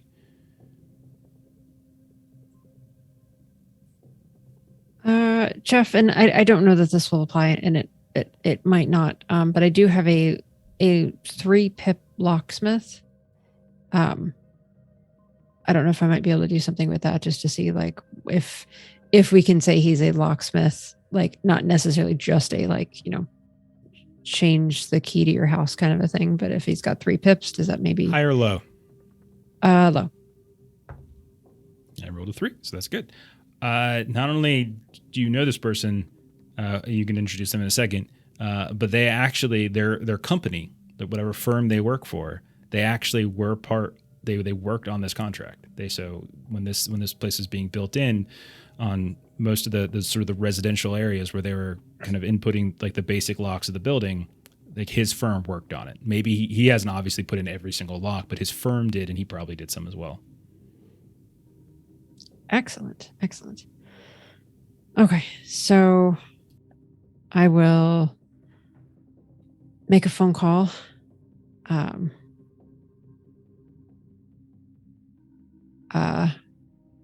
Lucas, long time. Maria, yeah. What's going on? Haven't heard from you. What's happening? Yeah. Gosh. I know it's been a couple months. Hope everything's been going okay with you. I've been busy, keeping busy. Yeah, but business is good. Yeah, I got a couple contracts we're working through. You know the deal. It's plenty of places to work. That's a good thing. The trade's out here. And we're childhood friends, so I'll do kind of a quick update on like how aunt and uncle are doing. Sure. How's folks doing? And so as you're saying that, and he's like, yeah, how's your sister doing? We had plans. We were going to hang out actually last night. We were going out to dinner, and then she kind of cancels at the last minute. I thought you guys were, haven't you done this before? Isn't it always a bad idea for you? She's just. Listen, yeah, it's love, right? There's always another try, right? She's different now, but I don't know. She just kind of blew me off. She's my sister, but she stood me up. You, Lucas. Wait, what? Yeah, she stood me up. She never stands me up. What do you? No, if she makes a plan, she sticks to the plan. Well, no, I mean, she's canceled on me plenty of times, but she usually at least sends me a text or something like that, or a phone call, Well, I mean, if you guys are just getting back together, she'll keep you for a while. Too, Maybe a couple months from now. But so last night. Yeah, we were gonna get some dinner. Get some drinks, talk about the old times, have a few laughs, this sort of thing. I know. So when was the last time? Yeah, I haven't talked to her. I think it was maybe a week ago. I called her about some stuff. When did you guys make the plans? A couple days ago, I think. Yeah, beginning of the week. We ran into each other. Yeah, we downtown. Yeah, I had jury duty. She was coming out of her offices. Well, that. Okay. I'm in the middle of something. You did I remember right? You had that big job a few years back. The East Tower? Yeah. Central Yeah. Station? Yeah. That was a good year. That was a good year. You know, we were on that year too. That was an on year with Evie. We had a lot of fun. Well, Before she got that, you know, that fancy accounting gig. Yeah. she's She's too good for me, apparently. superficial, that one. But you had a good gig that year.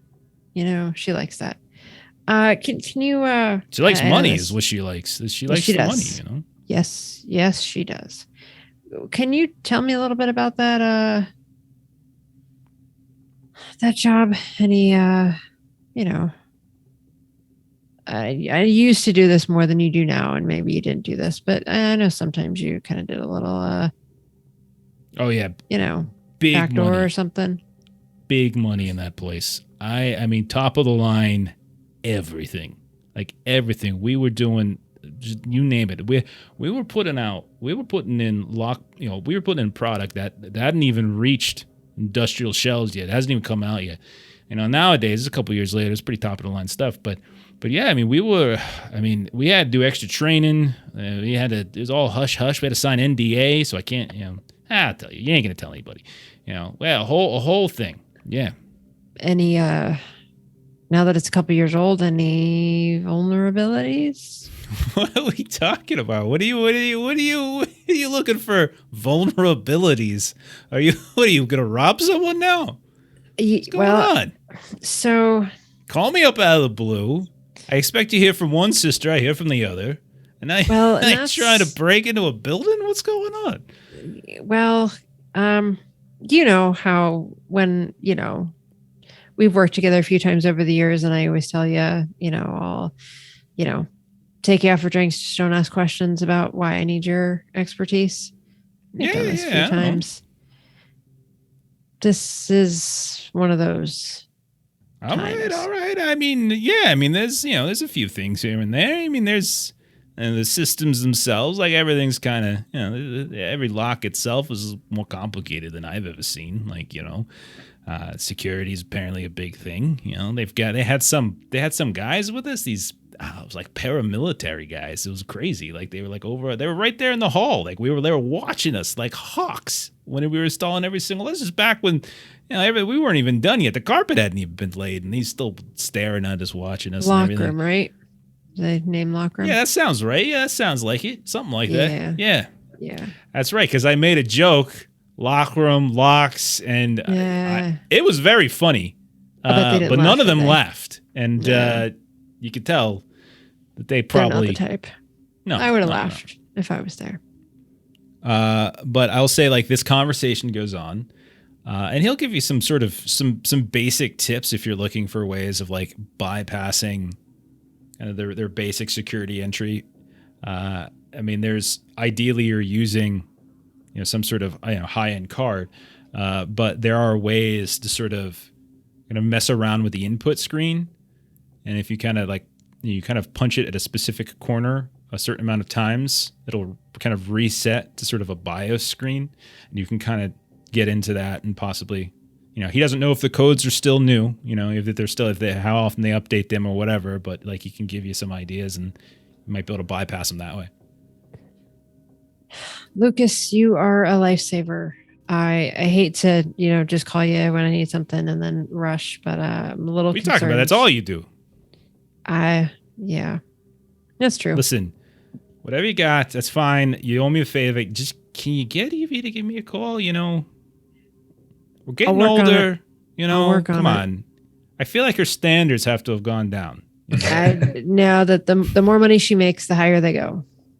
Yeah, but she's still single. So, the longer I'm playing the long game here, Well, I gotta go, Lucas. Okay. Yeah. Thanks, buddy. Okay. So Maria's gonna. So my sister's missing. Alvin, everything okay? Yeah, everything's fine. What's wrong? You She's saw. saying you should probably call your wife, make sure that she's not missing. That sounds like a good idea. I'll just shoot a When message. you pull out your phone, you have 17 missed calls from your wife. Let me check up on this. A variety of text messages. Call me now. Yeah, like all caps, emergency, 911, et cetera, that kind of thing. Not the wife that's missing. See if I can connect her. It's the cat. It gets through and you find like right the first ring doesn't even finish before the phone is answered and you hear the sound of your very pissed off and frantic wife. Where have you been? I've been trying to reach you all day. I've been in the library. I got distracted. I don't care. Ceilie's missing. She never came home from school. From school, the bus didn't drop her off? The bus dropped she didn't come home from school. She was in her classes and then she never came home. All right. I'll call Did she call you at least? No, I didn't see anything. I'll call some of her friends' families. I've already done that. I've been doing that for hours while you've been at the library. All right. I'll go find her. You'll go find her. You're going to just go magically go find her. You're just going to my judo mat. This isn't a movie. You're not John Wick, okay? That's not how this works. I've already called the cops. I need you home. I'll be right there. Got him. Just removed one of your chess pieces and he will not be with you. Okay. I was waiting for he says that, and then he turns around and Exactly. he keeps working. Okay. Opens up a new Chrome browser. Divorce. How to lawyers. find missing daughter. Which judo move will lead me to my daughter? Oh, goodness. Okay. What do you all want to do? This is bad news, guys. I think we gotta hit it. We gotta hit this building. We gotta use the Linda. information that Maria's friend gave us, and we gotta find your families. Linda, all that fertilizer the church has been buying, it's being put to good use, right? I mean, I made holy bombs. Did you want something different? I want everything. Okay. It says I can only do one type of bomb. All right, so the church is going to buy some bombs from Amazon? Same day shipping. It is Phoenix. We do have a warehouse right there, and we can get do. it pretty fast. I don't know if Amazon sells bombs, but I'm going to say probably not. At least not like the kind you probably want. Since it's the end, could I roll again? It's the It's same the day, penultimate. though. Oh, that's true. I mean, you can. I'll tell you this: you can take whatever bombs you want. I don't care which one, whether it's holy water bombs or some other bombs. But we'll adhere to the rules, like one type. Okay. But Got it. Yeah, do whatever you want to, Ashley. I was just trying to get more. Okay. So we have something that explodes, right? Yes. Okay. We have multiples of something that explodes. We have demolition charges. Okay. We could arm up. We could take the freight elevator in the building, right on the top, get to the top floor, pry our way in, fight past security into the penthouse, and hope for the best. I don't think we're going to get eyes on your family. Otherwise, it's going to take time to figure out what's going on. There is another option. Not necessarily saying it's a good option, but all of these things are being done to get our attention. They're being done to punish us. He did warn us. I don't think he wants our attention. I think he wants us to suffer.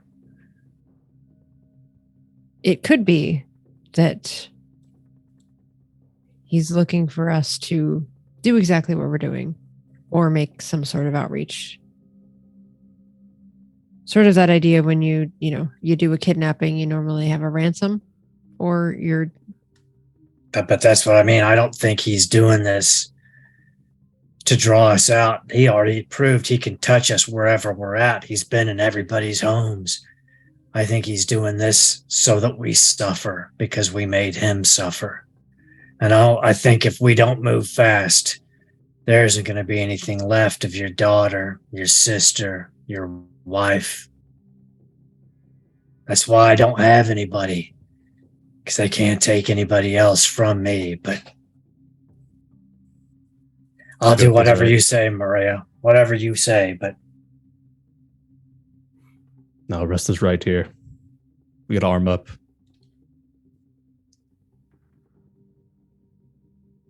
Arise. Let us attack by night and destroy her palaces. Jeremiah 6, verse 5. So we get a montage scene of you all loading up your various vehicles with weapons, right? Guns, swords, knives, explosives, whatever it is. And Fists. we don't have to. Fists. What were you say? Fists? Oh yeah, just replacement hands. Punching. Harmonious fists. You're just like punching the wall. And like, the PR woman's just like shaking her head over your shoulder. So we see that. Okay, so we'll say we don't have to itemize what you're getting, but we say you're stocking up. So what's the plan? Like I don't need specifics, but like just give me kind of a general idea of your approach here.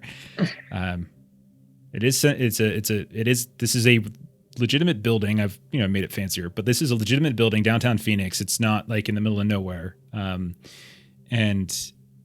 it's well guarded 24/7, etc. There's businesses, there's other people living here, etc. It's Bevexa owned, TDG owned, I should say. So like, what's your approach here? You have the plans, you can navigate here. That includes things like vent shafts and stuff like that, right? You do have some intel on the codes and how to kind of get in here, the security of it all. You do have a lot of that info there. So just are we able to pull up any information on any actual resident in the building? Doesn't have to be anybody we're looking for, just anybody who actually lives in the building. Yeah, you can get a resident. Yeah, I would say probably that same article that Alvin found. There obviously are other people who live there. So you would find someone. Yeah, you would find a person by the name of Thomas. Let me look at my notes. Thomas Landon. That's right. So it is now. We could grab a moving van. Basically haul some furniture in a moving van with invoices hide our gear in some furniture with an invoice to drop off furniture for Thomas Landon, go up to the freight elevator where they move the furniture up and down, load it up, take it as high as we can go, spoof the elevator, take it to the top, gear up, and assault from the top down. Little Trojan horse. I like it. And we could try. Our best bet, yeah. Excellent plan, Rust. Rust wouldn't think of that, but that I would. Oh my god! Thinking back to our Delta Green game on Carblag, disposing of the body. It's like, oh my god! I was also thinking back to our Delta Green game of when we just blow up a building. I was you thinking, guys blew up why did we not block have of Aaron New York with us City? there? That didn't go well. Yeah, yeah, it didn't go well for you guys. Okay, so again, we don't need to get bogged down in it. So let's treat this almost like a skill challenge. Like we'll do like kind of a series of rolls as to see you guys kind of progress into it, like a little skill endeavor here. So there's a couple things that we need to concern ourselves with. Like I would say getting a rental truck is not a difficult task. There's no roll necessary for that. So you can just get a rental truck, no problem. So I would say the first obstacle you're probably going to face is just kind of getting in there and sort of gift of gab, talking to the sort of the front desk clerks, the people who could have run the sort of the residential side of thing, and just convincing them, because when you get there, it's at night. The day has been slowly whittling away from you, and it's dark by the time you get there, or near enough to it. And there is sort of a sort of a delivery window, and it's pretty standard stuff, like a movement, like when you can move in and out. So someone needs to sort of talk the person into kind of letting you do this at this time of night. I do have my nonstop BS. Okay. So we'll say you get your truck. This all takes time. Like we do the montage. Obviously, someone goes and gets the truck. Someone gets the materials. Oh, this is all sort of montaged, right? And eventually, we pick up. We see sort of the truck pulls up. We're downtown Phoenix. We're just after kind of the sort of the rush hour of the day, and you've got this big old truck moving around downtown Phoenix, and you find there is sort of a truck entrance. There is sort of so like that's fine. Like you have no issues moving that in there. You pop out, you head over into the sort of the residential lobby, which is a separate lobby from the commercial lobby. You do see that there is like a security guy sitting behind this rounded desk. He's got like monitors up, pretty standard stuff. You see there's other people who are coming and going. Some are returning from their jobs. Others are going out for the night. You can see there's directions to various amenities and things like that, pools, gym, et cetera. And you're coming in. I'm presuming you're all dressed in appropriate coveralls or something like that. Yeah. So Maria, what do you say? You can do a roll. You can do it either or. You can say it and then roll it. You can roll it and say it, whatever you want to do. So basically what I wanted to do is, so the nonstop BS works off of persuasion. Okay. What I also wanted to try to do, because I do for my business, or Maria does for her business, she makes invoices. Okay. So I wanted to like spoof an invoice. Oh, okay. So that would kind of preempt that, like if somebody, like I could do like a tech You want roll to do tech? to see Okay. like how good I can take one of my invoices that I'd make for my plumbing company and turn it into a delivery invoice. Okay. Do you want to make it like a finance roll or something, or are you leaning for tech? Because tech, I'm not sure. Like you're trying, like I would say something like finance if you're trying to make it look like a proper invoice. Subterfuge if you're trying to make a forgery. Like I would say those sort of make a little bit more sense than tech. So like intelligence finance. Yeah, I would find that. Yeah. All right. Running low on stuff if this doesn't work. She went in hoping for persuasion, and she walked out with intelligence. Well, this is sort of finance. preempting because I figure Yeah. like maybe this will help me with the persuasion. And I'm fine with you're not going to do two different rolls. We're not going to. Oh, okay. This is all going to be one big thing, right? So I'm fine with that. Yeah, I mean, persuasion composure is definitely my better way to go. And then maybe Okay. that can just be a flavor for if I succeed. Yeah, that's fine. Okay, We don't need that to works. we don't need to Okay. break it down to two rolls. Okay. All right, and I'll take one of the extras to help me out. And I got a crit, so 7 successes. Okay. Look at you. Come in. Guy looks at you and he's just like, no. And he kind of like points up to this fancy looking, like old fashioned clock, but like you can tell it's like kind of one of those bespoke kind of made to more look like something of an older time. He's like, no. Come back tomorrow, guy. I know. Come back tomorrow. Look, I hear you. I hear you. This was this is kind of, you know how traffic is. Like there was an accident. You know how you get stuck. It happens sometimes. But like, look right here. It has to be delivered today. I don't get it. Landon. Oh, geez. Yeah, he's gonna he's like, kind of gets this grimace on his face. His face just looks all contorted, like, oh, you're late with this guy? I'm surprised he didn't call down. Trust me, blowing my phone up. All right. Okay. All right. Listen, though. I'll be in and out. 30 minutes, 10 minutes, 15. It'll be quick. Okay. Utility elevator. You just get out of the way of everybody. Don't let just stay out of the way. We got some electricians coming down anyway. So, all right, just make it fast. Make it fast. Okay. And I don't want to don't interact with anybody and blah blah blah. You know, that kind of thing. I got it. All right. Thanks, sir. Have a good night.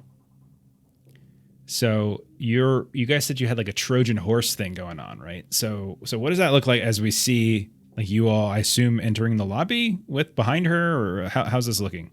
I'm imagining that we're all wearing like leather cuirasses and have some shields, and then we have a wooden horse sculpture. That is I'm sorry, Quixote. Go ahead with the real answer.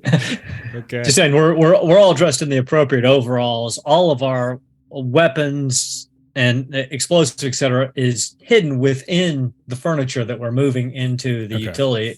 And then once we get in there, we gear up, go through. And Linda, this is the first time you've seen the Reverend without his clerical collar on. Wow. So some of you, I would say, we're getting near the end. We're going to cut off here in a sec. So I'm just going to give this to you. Some of you have fairly high awareness. You've encountered them before. Some of you see security around. Like even the guy you spoke to, like you're kind there is a look to them, right? There is a uniform to them. There's the logo that pops up here and there too.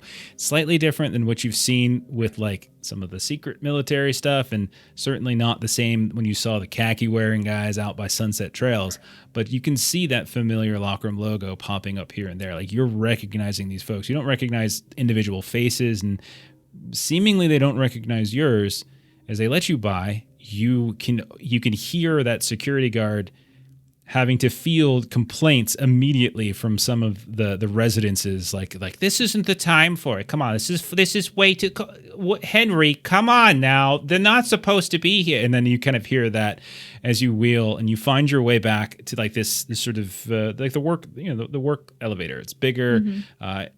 You can tell there's no like mirrors or anything on the inside the way that like, the fancier ones, no marbling or whatever. And you can even see that somebody has already put like somebody has been using, you did mention there's like electricians somewhere or whatever, already doing some work. And so you can see it's like somewhat padded. He's the penthouse.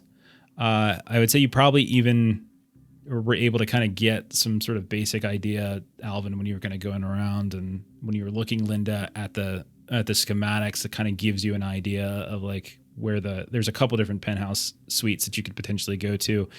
But I would say between the two of you, we can kind of triangulate it. Like the idea of like what the view was from that balcony pick, Alvin, versus like what is kind of around. Like I would say you guys are smart enough to do this. So you head on up, door comes open, ding, and you see this ridiculously elaborate landing area. Doesn't go right into the home, but it's just this massively elaborate landing area with all these beautiful, almost like Grecian type like sculptures and like fluted columns and things like that. This domed kind of ornate top letting the light in. And you can see it's kind of like it's like an intersection that goes off into like sort of the different routes, like the one penthouse to the north, one to the east, one to the south, one to the west. And so and it's quiet as can be. You can definitely tell, like all of you can tell, there were cameras in the elevator. There's cameras in the hallway. Like there's security everywhere. Like it's like a non-negotiable thing here. But you kind of reach and look at the plans really quick, Linda, and then you take the route that goes over to Drebin's apartment. We spike as we're leaving the elevator. I do spike the elevator door open in case we need to quickly run back. Yeah, that's not an issue at all. So you do, and you get up to the door, and it's that fancy lock that you've seen that you were told about by Lucas, Maria. So I would want some kind of roll, but with the knowledge that you have from Lucas, the difficulty of this is going to be much, much lower. So anybody who wants to try to sort of this is like a tech thing, it's not so much a physical lock as it is a kind of you're supposed to put like a key card to it. But I would say if anybody wants to give me like a, you guys want me to tech, roll it? What's your tech at? 0. As is mine. No. Tech intelligence. Linda, I think it's probably I have you. 2, yeah. It's Tech probably you. intelligence? Yeah, but with with all the information that you got from Lucas, it's 2 successes, straightforward. Oh, cool. Okay.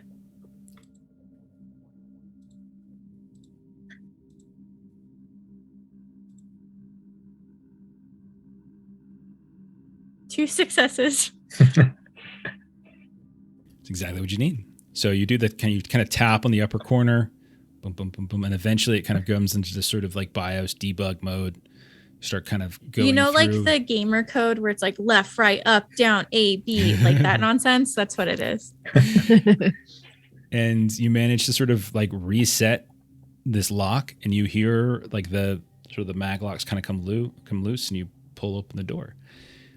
Now it's dark, no light whatsoever. You can immediately smell something a little off in here, like something just, the odor feels a little off. I imagine, do any of you like pop out flashlights? But it's dark as can be. It's not quite pitch black, but the light coming from the hallway is kind of giving some illumination. But you're in this ornate foyer with like this beautiful marble striations, gorgeous, got high end art on the wall. Revan, you probably feel at home.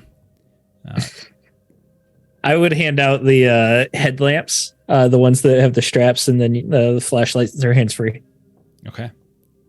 So you start moving in, and Alvin, you kind of go and you take a turn down one of those hallways, and you almost trip over something in the ground. And when you kind of look down, the headlight kind of shines down on the ground. You realize you were kind of weaving into the kitchen, this beautiful kitchen, and you see on the ground is a lockroom agent, blood pool beneath him. You can see something horrific happen to his neck, like just wrenched through, like the trachea just pulled out, basically. Face pale, it was African-American man, but like kind of this really light desaturated skin, like just massive blood loss. Look alive, guys. Something's got a head start. Coyote will use his sense the unnatural to see if he can feel unnatural presences in the immediate vicinity. Okay, does that? It's a wits occult roll. Go ahead and he's roll got it. he's got the precise edge to it or perk to it, so he can determine not very far, but within a fairly localized area. Okay, yeah, go ahead and roll it. 1, 2, 3 successes out of 6 dice. Okay. I'll say 2. Like you basically get kind of 2 pings come up. You're different parts. One of them is actually coming from the kitchen, where Alvin is, and you see another. You feel kind of another presence deeper somewhere in the apartment. When you kind of like peer over Alvin's shoulder, you see the body on the ground, but you're not really getting it from this body. You do notice that there's an extraordinarily ornate kitchen. There's this beautiful like this stainless steel enormous refrigerator that almost goes up to the ceiling. It's like enormous. But you also notice that there is this smaller, almost like a medical secure refrigerated cabinet, like sitting on the countertop. And it's the type of thing that hospitals would sort of store various doses in. It's things that need to be refrigerated, and that's where you're getting that sort of feeling from. There's something in that small. It's not natural. There's something in there that's wrong, and there's something else deeper in the apartment. I feel the evil clawing at me. I'll give a countdown to before opening. Okay. To prepare themselves. It's small, so it's not particularly big. But when you open it up, it's vials of fluid. You see what looks like blood, other things that you're sort of indeterminate. Some of them are clear, some of them are a little cloudy. It also looks like there's some other like packets of things. A lot of it none of it looks like, over the counter. But you're seeing all these strange substances, and Rust, unmistakably, like there's some like this stuff is giving off these vibes, right? Alvin, this isn't human. This whatever's in these vials, it's not natural. I'll take it back. We can look at it later. Whatever's in these vials isn't going to be the thing that kills us. So let's find that other thing that you noticed in here. It's deeper in the apartment, Maria, somewhere. Wise You words, think they Maria. put this shit in the dust? Almost sure of it.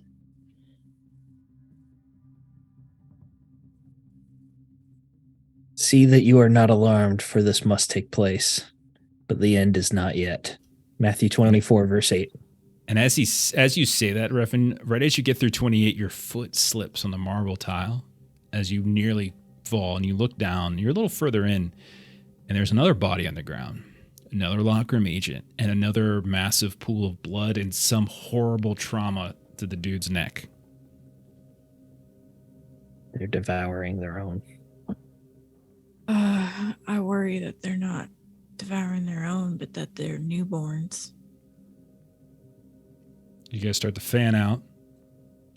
You find the balcony that you saw in the picture. You find this master bedroom. You find this living area. It's just a wonderful place. Like, it's absolutely wonderful. But there is blood everywhere. Like, it's just smeared in viscera, and just, it's something horrible happened. And you count, there are 3 bodies in total scattered about. Maria's going to As- look over yeah. to Rust and just say, I wasn't expecting it to be this easy. This is not. I think this is just the beginning, Maria. Something's gone wrong here. Drevin did not plan for this. Right as you say that, the lights kind of flicker on, and you hear the sound of like an electronic door open. And inside the master bedroom, you watch as one of the doors, which looked like just this ornate paneling, slides open like a panic room door. And you see standing in the frame of the door a very distressed, very distraught, very afraid looking Wendell Drebin. And that's where we're going to end for tonight. We'll pick up on the No. finale next time. Where's my wife, you bastard? with her My wife. side guy. She's on the Oh. helicopter. Jeff, you are too good at this for your own good. Is this So- going to take a turn now? Do you want to know the question I wrote down, Steven? Yeah, what's the question? Is Cliff working for Lockroom? Question mark. Oh. So you better hope you don't get any bad rolls next time, or someone doesn't give me a I always get complication. bad rolls. So we'll see. Oh, Okay. man. So the next time, it's going to be the finale. It'll be the end. That'll be it. Answers coming. Wendell Drebin Post standing penultimate. there. No, No. I don't think that's right. I don't think that's how that works. All right. Not So why what don't I we- thought we were going to find when we got up there. Surprise. So there are little twists and turns. You guys got a lot right. There's got little things here and there. Why don't we do some closing plugs, and we'll go ahead and get a raid on going. So Aaron, tell us what you've been doing over on Garblag. I see on Garblag on Tuesdays at 1 p.m. Pacific Standard Time, 3 p.m. Central Standard Time. You can catch Millie the GM running some Coriolis. On Wednesdays at the same time, next week will be the second episode of our new Traveler campaign, where we are exploring the Pirates of Drenax campaign. And thanks to Mongoose Publishing, they've actually given us some things to give away. And next Wednesday, we will be giving away a hard copy of the core rulebook, the 2022 edition. Then on Thursday, Pete is going to be back at the same time with episode 2 of season 2 of Fractured Empires, the Star Wars campaign. And Thursday night, I believe, we'll be back with Achtung Cthulhu, Shadows of Atlantis, or perhaps a so. Conan one-shot, one of the two. But we'll be back. I think 19th we're back. I think we're back. I think we're back for Shadows of Yes. Atlantis. I agree. I concur. That's where I think we're doing. Steven, you've got something coming up on the channel. What do you Hey, got going yes, on, I man? do. On the 17th, that is Tuesday, I will be here at Lollygaggers with, I don't know which direction they are, but Jeff, Aaron, Melissa, plus someone new to the channel. We are going to be doing a session 0 of Forbidden Lands. It'll be awesome. It's going to be a lot of fun. We're going to build characters. We're going through life paths. We're going to, I just completely went blank there. It's going to be great. And Life paths are cool. we'll be coming back for session 1 2 weeks after that, and then it'll be a weekly campaign. In session 1, we'll be doing a giveaway. So that's exciting too. We're going to be giving out some gold. So yeah, that'll be a lot of fun. I thought we were going out a helicopter. Way. Easy get. Whatever the Lollygagger budget is, I'll go to the top. You have a budget? So let's see what else we got going on. Next game's tomorrow, so we'll be here tomorrow doing One Ring like normal. So come check that out. Then on Monday we'll be back to Holler for Savage Worlds. Very excited because I finally got my physical copies. I got my big old box set. So many goodies in it. So we'll be back to that. As Steven said, Tuesday we'll be doing some Forbidden Lands, and then next Friday, because we're preparing not 1 but 2 games next week, and not only just 1 but 2 free league games next week. Is next Friday we are playing some Blade Runner, as we are going to give Blade Runner a go. I'm very excited to give this a try. I'll be running that, and you'll see, I think, everyone here, but Aaron we're switching out Aaron for Derek. Derek's coming back. If you remember him, he's the guy who. I'm very proud of you guys for going up an elevator without shitting in the corner of it. And it's because Derek is in the game. That's why. Because that's what happens when you guys get in elevators. But we'll be back for that. And then in 2 weeks, we'll be back for the finale of Hunter the Reckoning into the, was it Your City Lies in Dust? That's what we're doing. So we'll be back for the finale for that. You can find out some answers. What's going on? What's been happening? Where is Long's daughter? She was kidnapped by Reverend Wood's wife. I don't know. We're gonna create a thing. But yeah, come back. You'll get some answers. It'll be fun. So for now, we're gonna go ahead and raid our buddies over at Defenders of Cobalt, who are playing some Mecha Hack tonight. So follow the raid, say hi to them, watch their game, follow them, follow us, and we'll catch you all later. Have a good rest of your weekend, and come back tomorrow. Bye-bye. Bye. Bye. Good night.